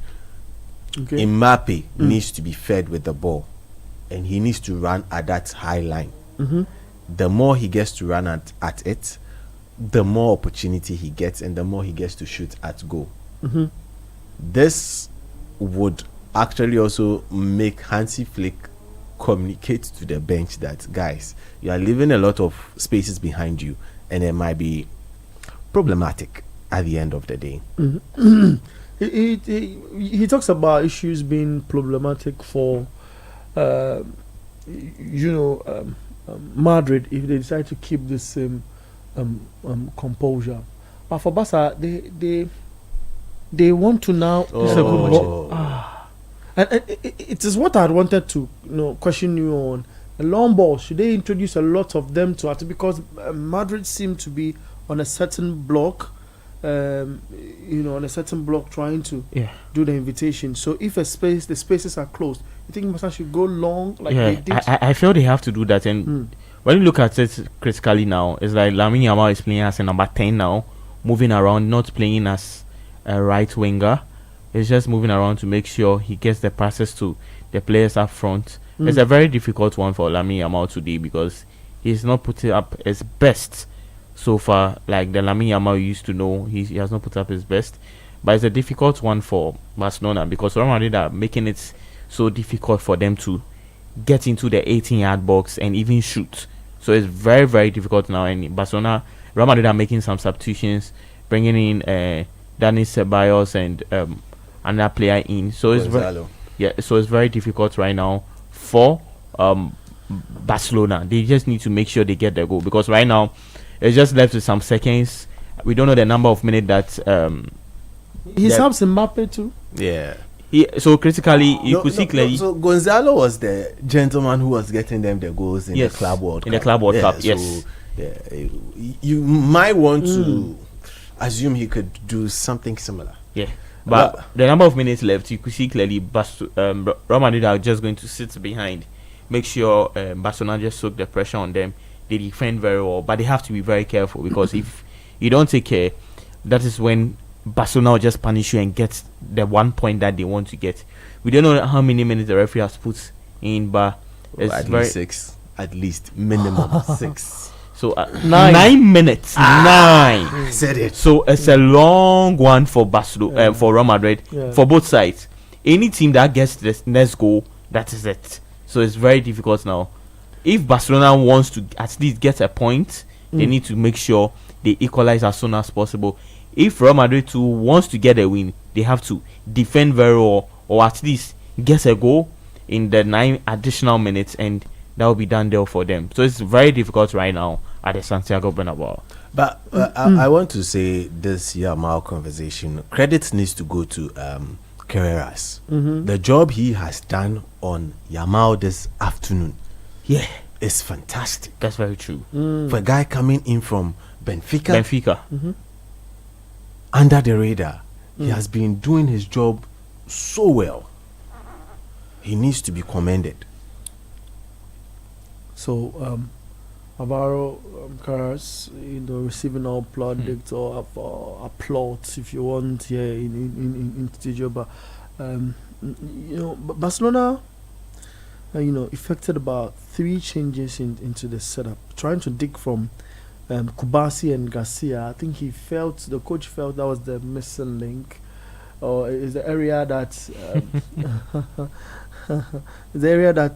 they've been exposed at. So he introduced Ronald Araujo. It looks like Kubasi had a bit of wrist injury, so that is why he has been substituted. Okay. Yeah, Kubasi had some problem. Ronnie in place of him. But it's 2 minutes played in the 9 added on. So 92 minutes in play now. Madrid 2. Barcelona 1. We'll check if you have your WhatsApp messages ready. Then we can also dig in and read a few of them. 0549 986 996. 0549 986 996. Got a number of them on the WhatsApp console. Hi, I'm happy City 2 lost and Arsenal won. Go Liverpool. We'll be back stronger. Could you foster Liverpool fan at Sodoko Parliament Chapel? Arsenal and Hearts of Folk giving me joy for the 2nd week running. #Gunners. Good afternoon. Dog Black Stars. No. Dog Black Cat's Claw points from the bridge. Okay, I get it. Maresca can't be playing with our feelings. Why substitute a champon and keep tossing on the pitch? Maresca is to blame for this painful loss. Ayuba Halilu. Okay. Please inform Sadi that Man United won. Explicit from Kaswa. But what have I done in this case? Sadi, please, Man United won. But I should inform you. No, but I just also mentioned. I'm just an intermediary. He's just using me as a. Yeah, I know. Manchester United won. It should have been very comfortable for them, but they made it difficult for themselves at the end. For Sadi, his team is not going well. Yeah, West Ham. So this behave like Ima, who just scored and says a Sunderland fan from birth. No, but he's forgotten the. I should have asked him to mention one Sunderland greats, like one of the players that stood out. Yeah, a legend. So would you come to me with? No, hold on. Let me finish this message. I'll come out to you. Good evening, host. I think Real Madrid doesn't want Vini to outshine Mbappe and others. He should leave to where he will be appreciated. Vini, come to Arsenal. John Abbott, Sakumono. Who will Vini bench at Arsenal? Martinelli or Saka? Martinelli or Saka, if he decides to come. 0549 986 996 on a WhatsApp console. Sorry, what happened to Chelsea yesterday? Well, Chelsea went back to suffering their disease that is struggling to break down low block teams. That's what they have been struggling with over a couple of seasons, and they went back to it, and they were that's nimbly, with some bits of reaction. And he does this. He doesn't watch it on YouTube. He just shakes his eye. Like, oh, okay, no. So I need to check that again. Chelsea struggled to break down Sunderland. Got opportunities, did not take it, and were punished in a very similar fashion that they got punished when they went to play at the G-Tech against Brentford. Similar thing happened to them. Chelsea have not learned, and they keep doing the same things wrongly. So that's what happened to Chelsea at the bridge. However, all credit needs to go to Sunderland. Sunderland watched that game between Chelsea and Brentford and repeated the dose. Simple. Okay. Very, very simple. Got one goal from Rajo playing as a striker. That's Rashford. No, Ronaldo. That's So Sunderland got a goal from a long throw. As a winger or something. Yeah. Then they got a second goal from a counter. Just the Brentford playbook. Exactly same thing. Basic football. Simple. But for Chelsea fans who are angry at their coach for pulling out Jose Champo, so one thing that Chelsea fans need to know about their team is that their team is, quote and unquote, unfortunately now a development team. They like to buy the young ones. And with the young ones, you've got to learn how to manage their minutes so that they grow into big stars. Yeah. What is the age of Jose Champo? His minutes need to be managed. 19. He played midweek. He needs to be managed. Do you understand? He needs to be managed. This is his first out and out season with the first team. His minutes needs to be managed. It's about his 7th game. Exactly. So for tossing, dancing, ballet on the pitch and all those kind of things, this season a lot of the senior defenders have decided to dance ballet. Van Dijk is part of them. Oh, okay, I see now. The more you brought Van Dijk, I saw the dance you talk about. Yeah. So the referee whistles. Sorry, Sadi. I don't know who went to call him on his phone in the dressing room that he should come back. But at this point in time, he has bent the bridges. That's Vinicius. Because, like, injured players are even standing on the touchline. Injured players who were not on the starting list or are not part of the team list. Rudiger, Alaba. They are there. And you are in the words of coach. Phil, his senior man. Okay, you are behaving like a big guy. And so you don't want your countryman to play some. Sometimes it's difficult on that explanation, but some people say it's the emotions. He gets the better part of them. So, so he wants to play all the positions. Then they should take everybody out and in the moment. That's also not possible. It's still Tottenham Hotspur 1, Everton 0. But the El Clasico is 2-1 in favor of Real Madrid. They look like they are winning it. It's a corner kick for them. They want to delay a bit of time because it's already 98 minutes, on the clock. Like the +9 is left with 30 seconds to finish it. And the Barca coach is worried. I'm sure he would have wished he was on the bench. It gives you the opportunity to see things first and like very close to seeing and then correct it. So that's it. So we're dealing with the last minutes of that El Clasico as it stands now, and we'll see if Barca are able to get a trick as they hold the ball now in possession. But red card. Coach, your man just got a red card. Pedri. It happens, but if you watched it, that was a foul on him. There was an initial fight. There was an initial when he went past the remedy, he got shoved into, and then the referee didn't. You see, he's complaining. He's complaining. He's complaining. Lunin, what is he doing? What is Lunin? It's sad. No, Pedri gets red card at this point, but I feel he's a very good player. He's not that sort of player. He's not the rough type of player who would do those things. He doesn't do that. So at the end of the day.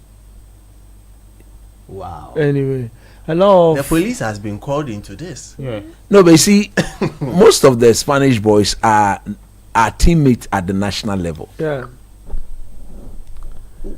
Are teammates at the national level. So what you don't want, these were the sort of things that Jose. It's Vinicius. Oh Lord. Vinny. Who called him to come back?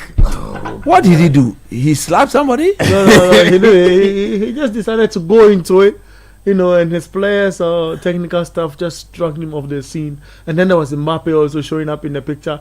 It's already 100 minutes. Look, there's nothing wrong in losing the first Clasico, is it? No, There's nothing wrong. nothing wrong. Like I mentioned his name. It just create a I think Spurs have scored. Yeah, second goal for Spurs. Another corner kick. They are learning from us now. Yeah, doing so. So it's 50 minutes in that game. I mean, But 7 Everton minutes of added themselves, time. they are a and big 45. team, so they should not be conceding from such. It's Thomas Frank, Thomas Frank up against Thomas David Frank Moyes. left his set piece coach to bring in the long throw system, and then went with another set piece coach and is scoring from corners. Tottenham, who could not defend a set piece under Ange. It's crazy. It's the manager. Look, it's the manager. It's It's all over. It's all over. But the boys are fighting on the pitch. They keep pushing each other. The Clásico is Yamal. Okay, Yamal's going at Courtois with it. Okay, this is nice. All right. This is. I've watched a lot of Clásicos, and this it happens. Look, during the Puyol's era and what have you, their Clásico was that intensive and Rafinha. Yeah, well, he'll come down. Wow. Oh, people are fighting each other and all of that. It's iconic of the Clásico. The guys keep fighting. They keep fighting, So that's it. But was it a good win? Yeah, I think they deserve to win it. I think Real Madrid deserve to win it. They had a game plan that worked perfectly, and I think Barcelona, after the equalizing goal, should, in my view, slow down the game a bit before upping the tempo again, because it is clear that normally, in recent times, if Barca is to win, they need to get Real Madrid to chase the game, not they chasing the game. Absolutely. We've seen them chase the game, come back, and then won. But if Real are to chase the game, then that is where the Barca boys will be given the space to go and punish them good. But once they are not the one doing the chasing, when Real Madrid are not the one doing the chasing, Charlie, look at stadium. Goodness me. They've projected the scoreboard on top of the stadium. I mean, Spain, they love to do these things. What? Spain, it's iconic. They love doing these things. That's beautiful. It's a stadium. It's a stadium, man. And that's it. That's beautiful. See, but I think it is time. It is time they want some of their Clásico. Okay, we all know that when they are on form, they will struggle to win. But when Barca is on form, they will collect 4-6. I mean, it is normal. Shall I have some 2 birthday wishes to do before? Shout out, let's okay, so this should have been done yesterday, but I forgot. But it's coming from one of my big men, my bosses, and is the birthday to his wonderful wife. He said, "To the love of my life, Pearl Na Ayoko Menison. Happy birthday, Pearl. God bless you. Your hobby says I should tell you happy birthday. It's a belated though, but you deserved it. That's it. Happy birthday, Pearl." He said, "To an amazing wife and an incredible mother, today is all about you. May your day be as bright and beautiful as you are. Here's to another year of love, laughter, and adventures together. I love you more than words can say. Happy birthday, my darling, my sweetness, my angel, my world, my everything." From Mr. Andini Amansoa, head of International Math Competition, Ghana International School, Cantonment, Accra. I repeat, Auntie Pearl, Madam Pearl, it is coming from your husband. From Mr. Andini Amansoa, head of International Math Competitions, Ghana International School, GIS, Cantonment. Pearl, from Coach Nimley, you are indeed a wonderful wife and a sweet mother to my brother and his lovely children. From myself and the great Santino, Mr. Desmond Asante of the Roman Reed School. That is my immediate boss. Oh, okay. The two of us join our hands together with your husband and your lovely children, and we say happy belated birthday. God bless you.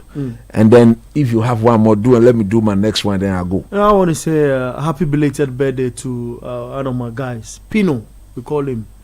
You know, he's a solid guy. A cheater as well, and fantastic guys. I want to stay with the nickname Pino.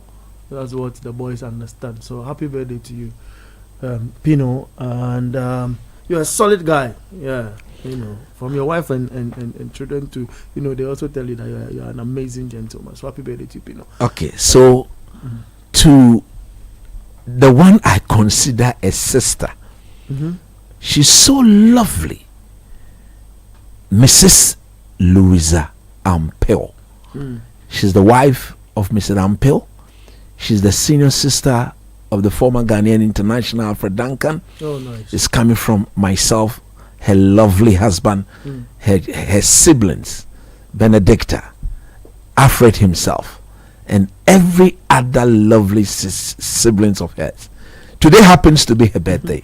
Louisa, God bless you. Continue to get even more beautiful. From your lovely daughters, your 3 lovely daughters, from your mother and from your father, we say happy birthday. You are an angel. You are God sent. You are blessed. And we are saying happy birthday to you. May today mark a complete 360-10 in your life. Amen. You ain't seen anything yet. The blessings of God upon your life is going to be legendary. Amen. Happy birthday, sis. Amen. Happy birthday, sweetheart. Yeah. God bless you. God bless you. God bless you. Guys, any other stuff last bit before we take leave of our listeners? Yeah, just follow Coach small birthday. Okay. So happy great. birthday going out to Emmanuel Brown of Alpha Beta. Okay. Yeah. Right. Just enjoy your day. Great. Come now. Oh, for me, I don't have anything to say. The Cobra has kept silence today on the Kotoko issue. Yeah. It's fast spent. Yeah, and the fact that they could sell the player just after not qualifying will come back. You cannot let the people scot free on this matter.